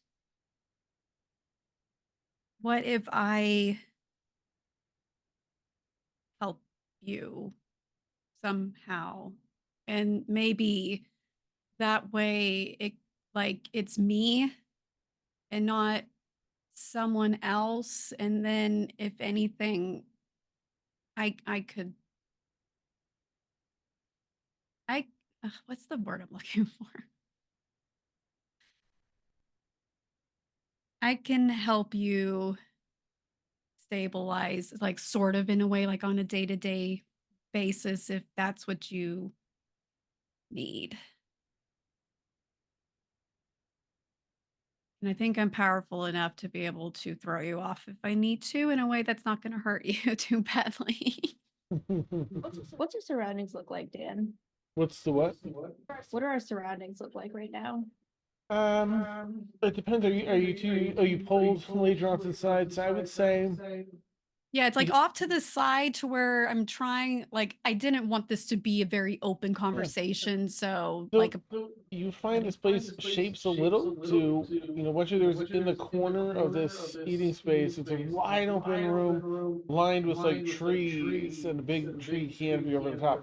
This is like a small little room with some like shrubs that go up to the canopy, and you're like off in the corner. A privacy room over there. They probably made the I guess so. I don't really know what the strength would look like relatively. But Feyre's strength is 17, so I'm just looking for a way to demonstrate that it may not be that easy anymore. There's like thick, tree trunks.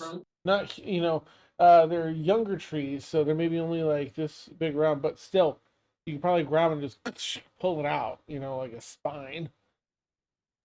So when she's saying like I'm probably strong enough, she demonstrates that. The vampirism came with that. So that I don't know how much of an option that is.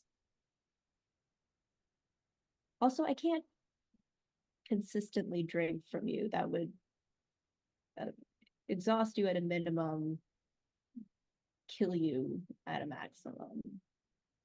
And knowing your penchant for saving money, I don't think you want to keep enough diamonds on hand to keep bringing you back after I drain you.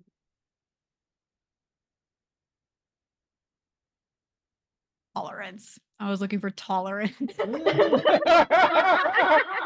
you're Why not did I listening to anything you said for the past 2 minutes. It says tolerance. That's what I'm saying. She like pauses while it was the demonstrating the strength. She's like, fuck tolerance, to build a tolerance. Sorry. Uh-huh.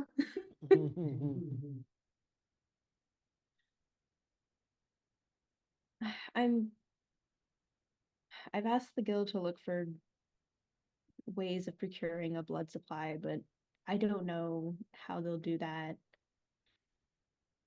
or even if they will.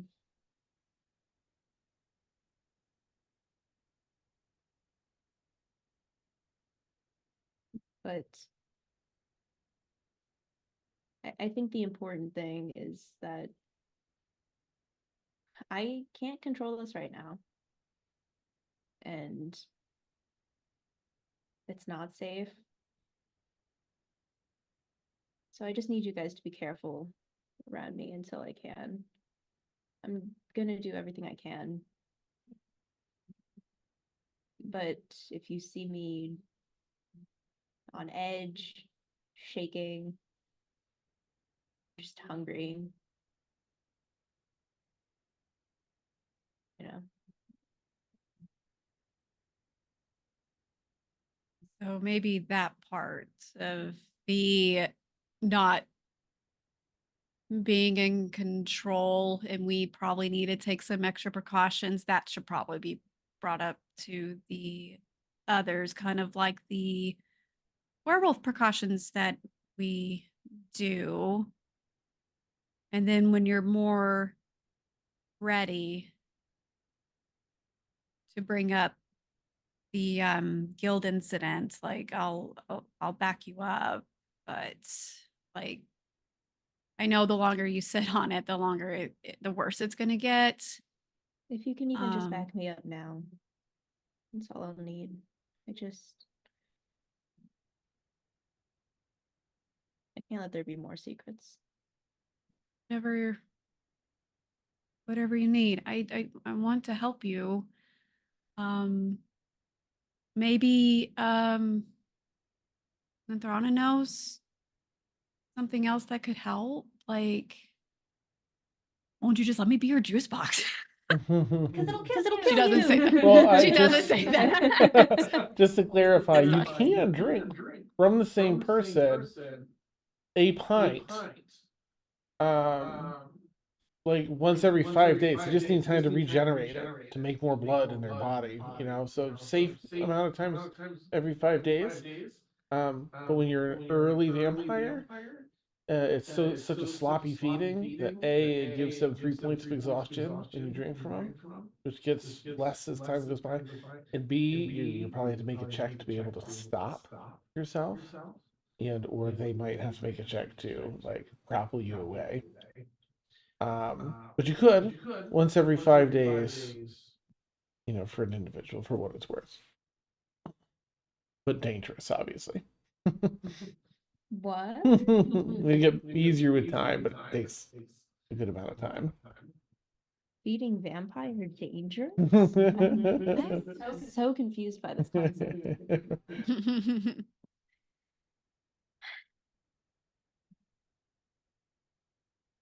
I think I should go rip off the band-aid. Probably. Do you want Gregory as a support, emotional support animal? A creature? Okay. She pops out Gregory and tells him to go land on your shoulder. And he kind of like snuggles up a little bit against you. Like he knows you can't like do anything to him because he's, I don't know if they have blood. Probably not. I don't know what goes through. Oh my god. Listen. No, I don't want to feed from a hellfire. Familiar. Thank you. Literally made a fire. Yeah. So he knows he's safe. Like strong whiskey. Yum. He'll snuggle and then she'll hold out her hand, kind of like wait for Feora. Like to slap her. I'm just kidding. Oh my god. No, lady. Right. Sorry. I'm getting silly. I'll be quiet. Sorry. It's hold really out her sweet. hand for her to take and kind of give it a light squeeze. Wet it. Sorry, it's funny now. And she'll say, you I'm right here. You've got this. Rip it off. Afterwards, I'll go talk to my mom and see if they know anything before we leave. We'll figure it out. Thank you. She'll give you a kiss on the forehead. Hmm? Yay. Then I guess She'll we'll leave go and look Yeah. for Tuna and Dia. Right, I imagine they're being cutesy, chatting with one another at the table. Absolutely.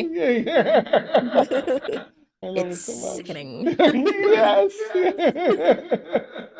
Awesome. All right, you head out and return to the table. You just sit down to get things started. The two of you. I have to tell you guys something. All right.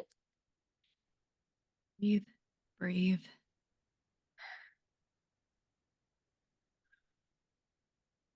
I went to visit the guild when we went to Oberman's.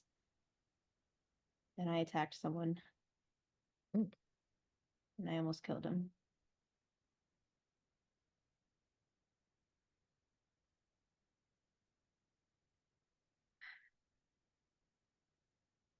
I can't control this vampire thing yet. When I'm hungry, I am hungry. And I'm just not strong enough to stop once I start. And I'm going to do whatever I can to get control of it. But in the meantime, I need help.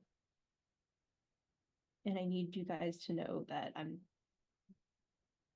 dangerous right now.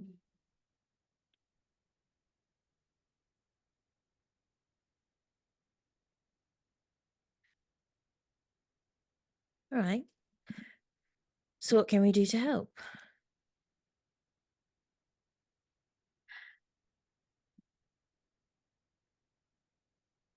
I don't know yet.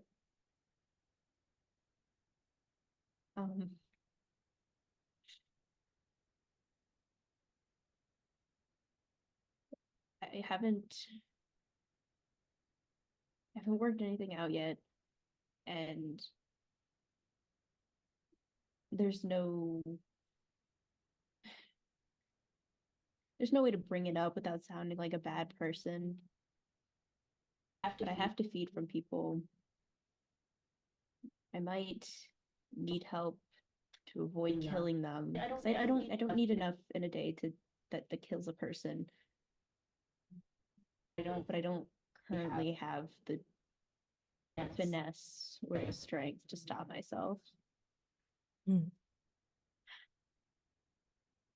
So I might need help stopping from killing someone.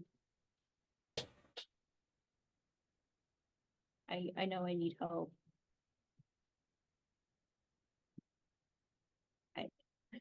I mostly just need you guys to know that I'm a danger to you too when I'm hungry. And I don't feel like myself. I would never want to attack you.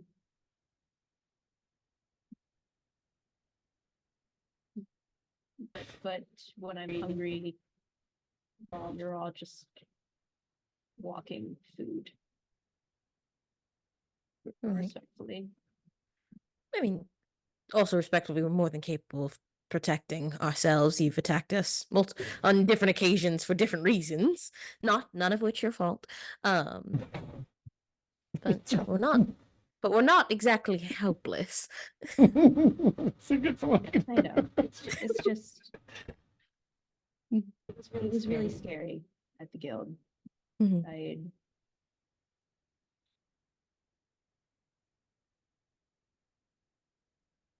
so that's all I needed to say. I just need you to know.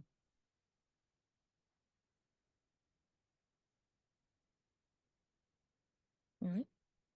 And then we'll do what we can together.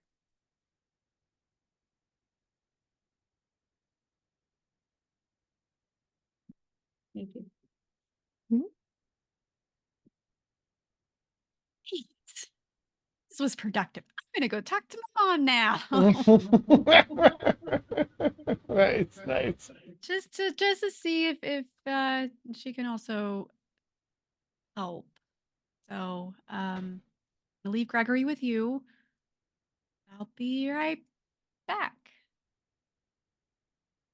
Excuse yourself, and go. Doesn't take you long. A couple minutes. Find your mom. Yes, dear. Hello. Are you ready to go already? Almost. I don't know how much you're familiar with vampirism, but Feora is like since the fight with Kezev is now a vampire. And I want to try to help her without. I mean, I offered to be a juice box, but I don't think that's very helpful right now. Do you have any knowledge or anything that could help before we leave? Well, if that must be from Lilith. Yes. Lilith's the only Lilith and the three, or I guess two now. That she'd turned are the only ones I know of. I don't know the details. Lilith keeps that very guarded. And I imagine there's a good reason for that. But honestly, if ask Lilith, I'd probably go right to the source. I wish I had something more helpful. Lilith's, you know, if you're on the wrong side, Lilith's rather dangerous. So be cautious and let Feyor know to be cautious himself. But I imagine if you went to Lilith, you could probably get the answers you're looking for. Okay. Well, I'll pass that along.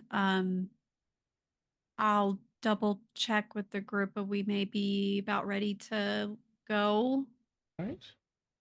Well, I can drop you off anywhere, including Moonfall, if needed. So, Moonfall.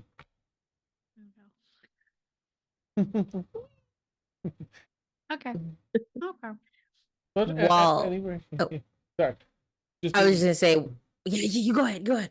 I didn't want that to come off as like, so go to Moonfell. Just putting it out there as an option. Just DM know to wherever you want to go, because you could talk to Lilith. Yeah. Okay, sorry, DM.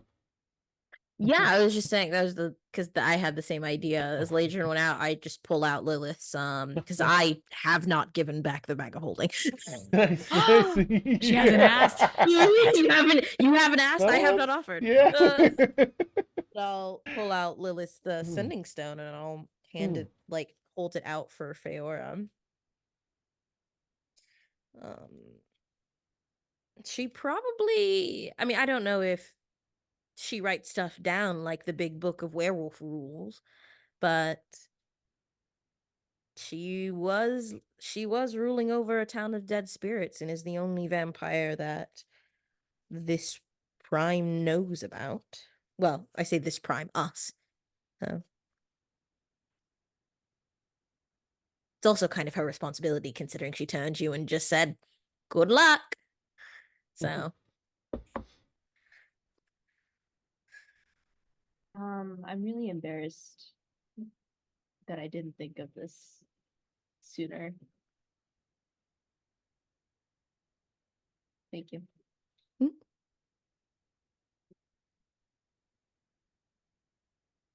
And she's just like holding it and looking at it. I don't know what to say. Oops, it happened. Now I want to eat people. How to not? How to Hugs and vampire kisses. for I dummies. do not have Yes. hamburger. Okay. Holding the setting stone. Mhm. Hey, Lilith.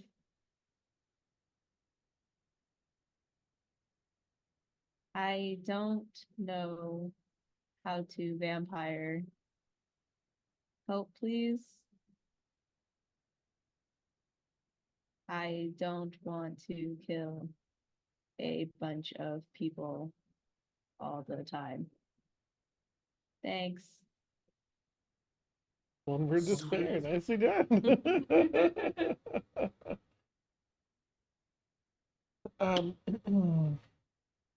Yes, it doesn't take long. In fact, it's quite immediate. We get a response. Viola, make your choice.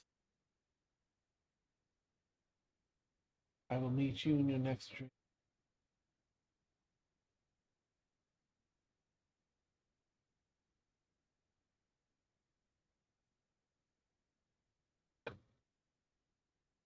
Is Ladrin nearby? It's probably about the time Legion's getting back, I imagine.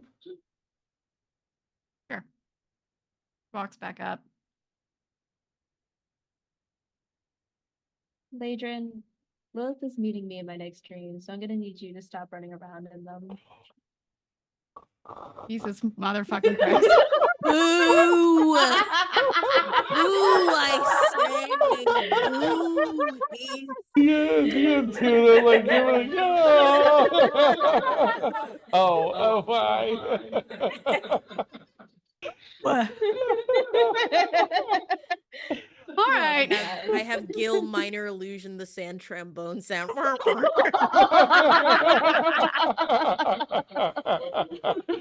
That's incredible.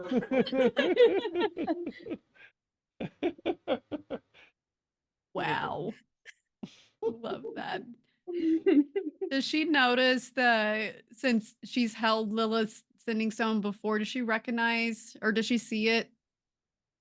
In It's Fiora's labeled hand now. after I went through and labeled all the rocks in our bag. It was insane, and my dragon brain couldn't handle. Oh. Oh. Dragon brain's what she Oh. calls her.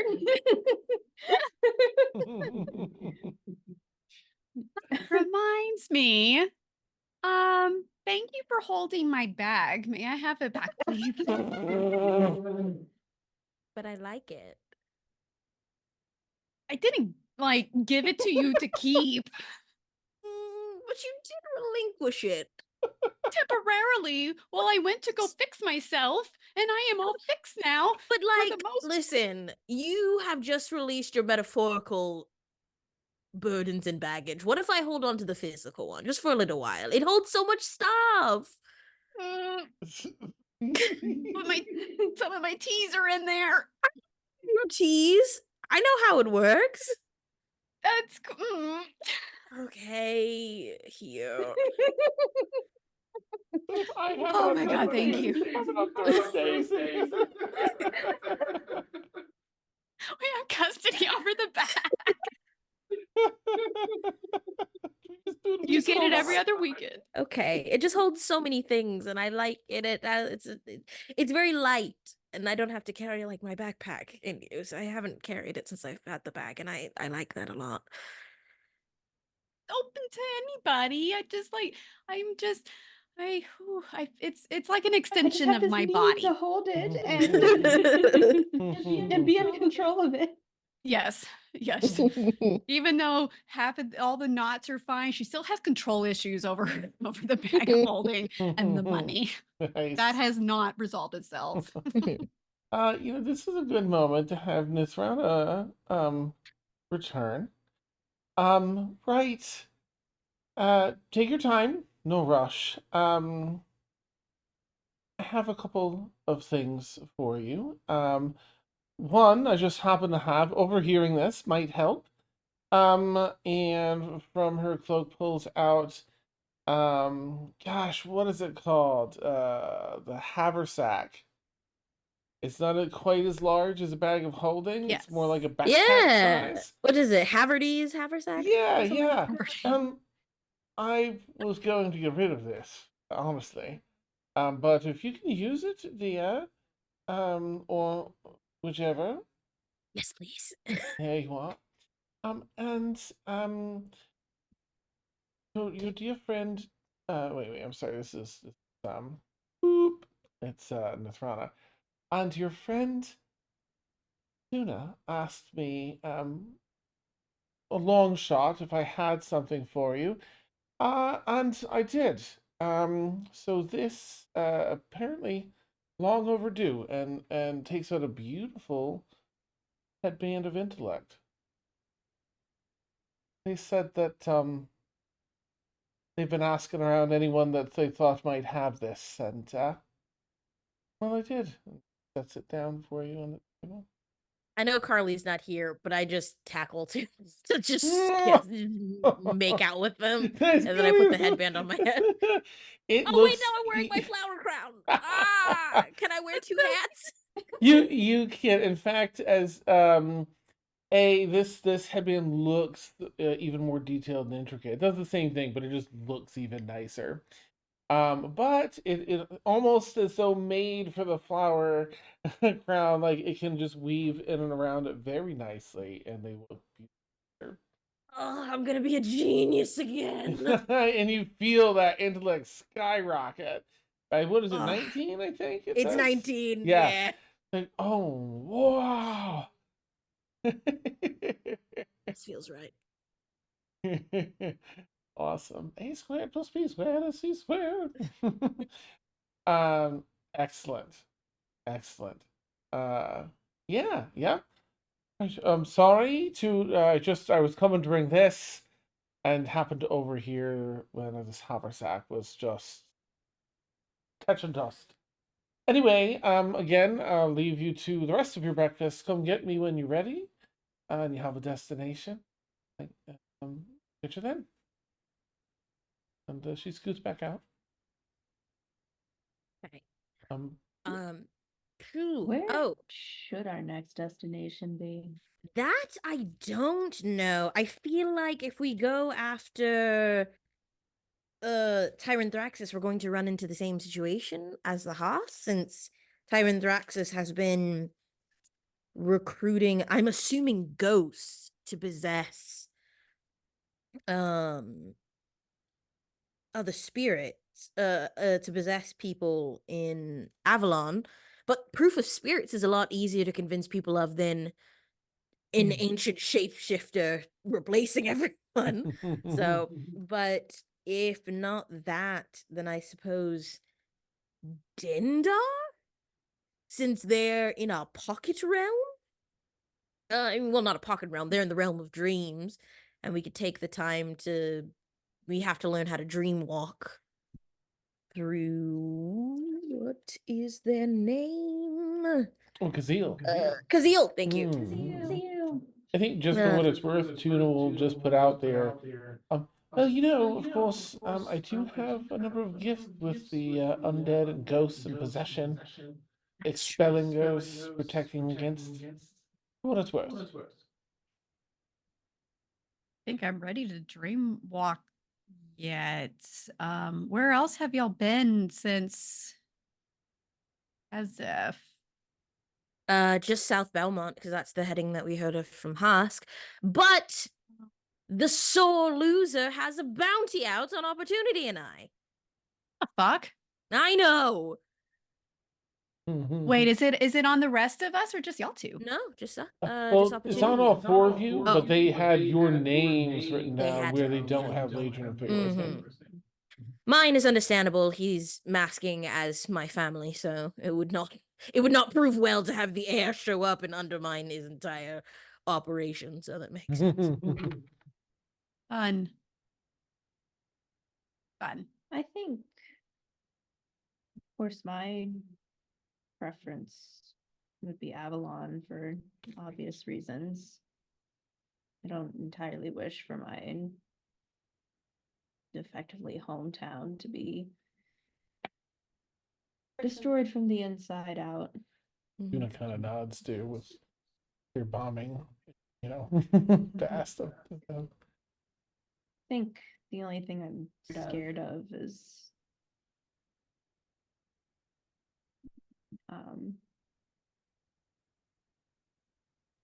that I think it was the well. Showing the future Right. or possible future. And Candor was mocking me for how quickly I'd run to Avalon once I heard it was in danger. That whole thing kind of ended with me dying. It's not really an experience I choose to redo. Didn't you already circumvent that by already dying, and now you're a little bit harder to kill? That's also Sorry, very I fair. cannot hear what you're saying because one of my AirPods died and the other one decided to not pick up the slack. So it's like due to that. Yeah, they so- like it when it does that. I just said it like, didn't you already circumvent that? Ooh, I heard myself. I'm so sorry. No, it's okay. It's okay. It's like, ooh. I was- decides to just automatically pick up the one that's not dead, and other times it's really fun for Fair enough. everyone. Bluetooth. No one can figure out. The eternal mystery. But yes, I had said, didn't you like you could have already circumvented that future, considering you have died and technically are already dead and now harder to kill. Also true. Also, fuck that guy for making fun of the fact that you want to save a city from collapsing. Rude, I would Yep. say. I mean, it's the same town that he tried to have blown up. Right. It's- Not everyone's full of nihilistic ennui. Would your guild be able to help us? Can we count on them at all if we go there? I think so. Let's do I'm that. scared to see them now at this point. Looks like we have more advantages there, but I'll follow the group's will. And I'm back. I'll be there. Yeah, as long as you guys don't let me almost kill another one of my members. I don't need them more scared of me than they already are. Just don't go by yourself. Kind of scared. Yeah. Okay. Isn't one And of I them a guess- demon? Who? The one with the wings and could teleport into anywhere they wanted to. Crystal? No, she's an elf. Crystal? But she has bat wings. Mm. Is Yeah. Have I not told you guys this story? she? No. Mm-mm. You know the answer to that question. You know the answer to that question. Yeah, she used to be held captive by this really fucked up wizard. The wings are a byproduct of his experimental I see. procedures. Wizards. Always Gross. always talking about how hard magic is when really they're just bad at it. And I can say that now because I'm smarter than them now. Oh, boy. Wizardry is not my favorite brand of magic. This is why I prefer nature. So Avalon? I'm assuming, yes? Yeah, it seems like I'll our leave you best and I bet. can finally show you my hometown. Oh, Aww. Aww. my Muddy helped build. My Muddy helped build that city and fashion South Belmont after it. Aww. Very fun. I also helped build that city. Where? I love Yeah. this so much. Okay. I'm going to go. Is Nathrana still there? Or did Nathrana go off? But she's just not far away, a minute away or so. In another Okay, room. she's Elijah's just gonna real quick go over just to A, say they're ready to go, Oh, but all right. B, so I'm still undecided, but if I decide to pursue with more Archfey stuff, Okay. how would I just call you, I guess? Right. Let me know. Message. Come get me either way. As long as we can talk, I'll share. It's basically about gathering certain boons. It's not that you one day perform a ritual and become an archfey. It's that you check boxes. You get this boon, your boon of immortality, your boon of certain boons you get, and when you've accumulated a certain set, that's sort of the qualifications for the name Archfey. Um, a few of those boons you're going to naturally have because of your blood relation to me, but the others are just part and parcel of getting sort of a title, reaching that level of power, be called an Archfey. But is it physical? Like I have to like these boons, just like the ones not in my blood. Is it something I have to go look for? Typically, there's usually, I hate to just call them quests, but there's usually something you have to, an item that you need to get, or someone you need to convince you for your immortality boon. You have to work that out with death.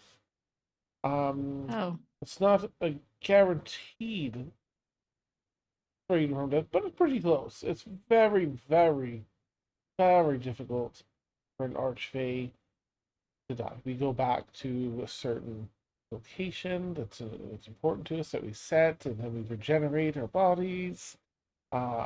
If we're killed, we just go back and regenerate. And oh, people knowing where that location is usually a safely guarded secret. And even then, if they find that location, it's very difficult.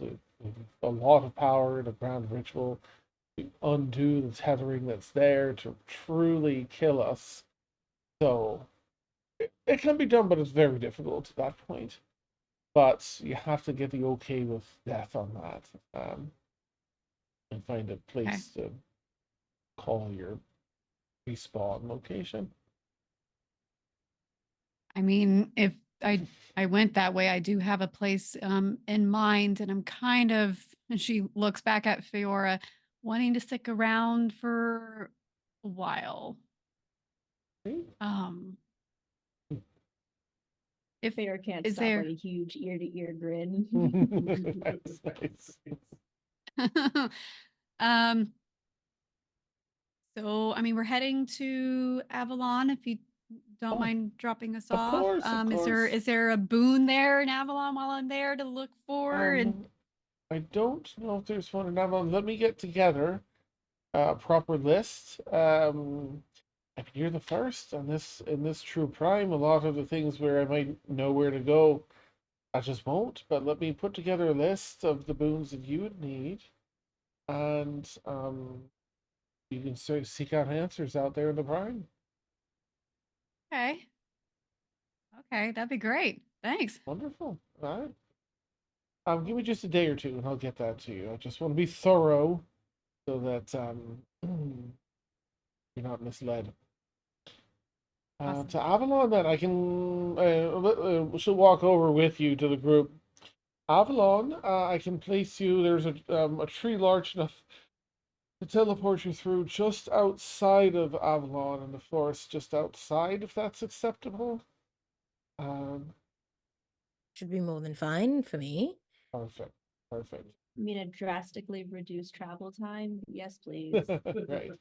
Do you need any time to prepare? I don't know if you're, um, I've been updated a little bit with that Ars Hask and South Belmont. If you're all looking at us yourselves when you go into Avalon, do you need any time to prepare anything? Whether a different look or otherwise? Are you ready to go? I mean, aside from Feora crafted us a bunch of costumes. Unfortunately, we only have one look.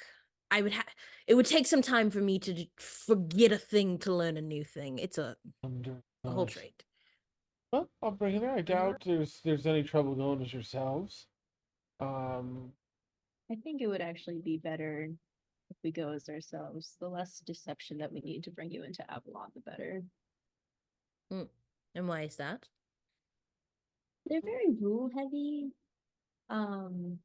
It would take me a lot of time to craft you all different identities, and that would require you all to know all the specific details, and it's easier just to go the legal route.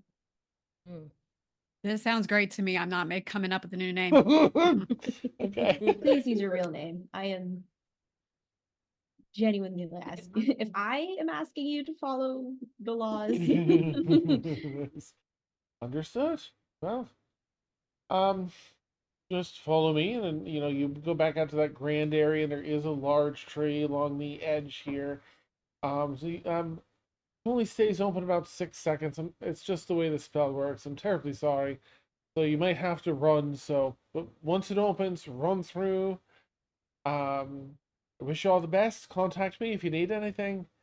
Thank you all again for looking after Ladrin. Anything. Anything. All right. 3, 2, 1, and she's regular size. She's gonna swipe her hand down the tree, and it just creaks and bends open from the bark, and it's just like a white light. You only gotta have to jet through. Two. It's one after another. As the trees. Hi, Mom. As you leave that space and come out, let's see. I would like how do I want to go about this? Ladrin, roll a d12. And Fiora, and roll a d20. And roll a d12, please. I don't know how I feel about this game. Scared. A lot of numbers you chose there, Dice. Nice. Ladrin, what did you get? Got a 5.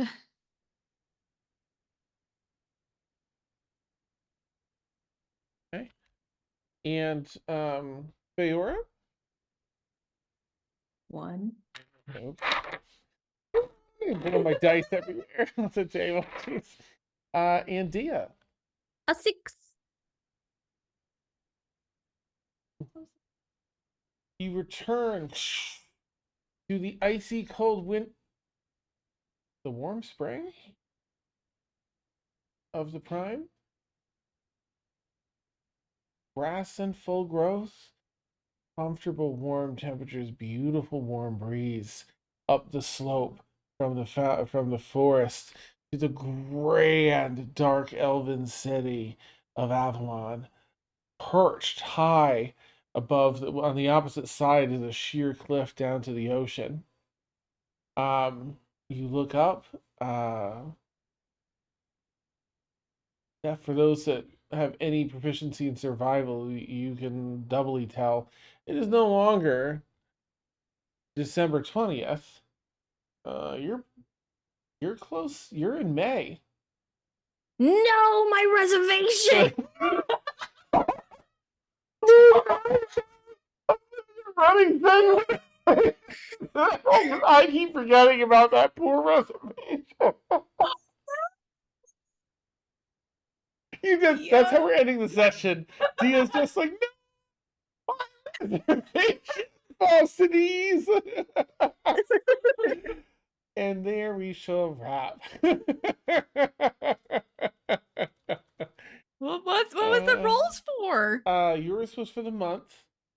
May. May and Yay, yep. And Feora and Dia's were added together for the date. It is May and Yay the 7th. Wow. My birthday. Oh no. Oh.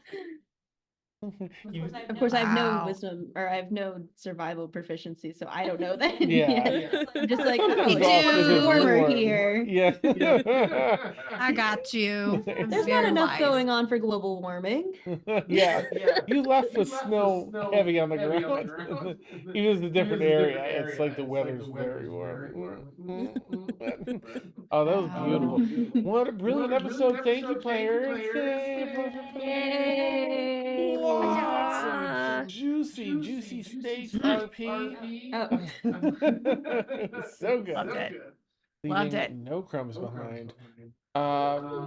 Amazing session. Excited. We're here outside of Avalon. We're gonna get into a little fancy political intrigue, with some spycraft with the Thieves Guild.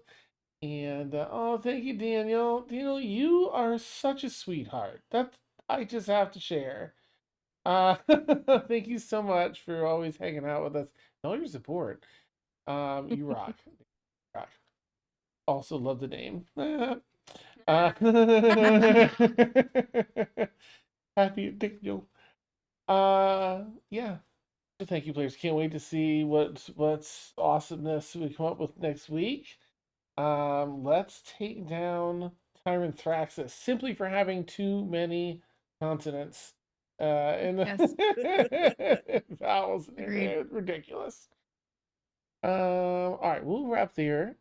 Because yikes, we're a little bit late, so we'll just wrap up here. Have a lovely night, everybody, and we'll catch you soon. Take care. Bye. Bye.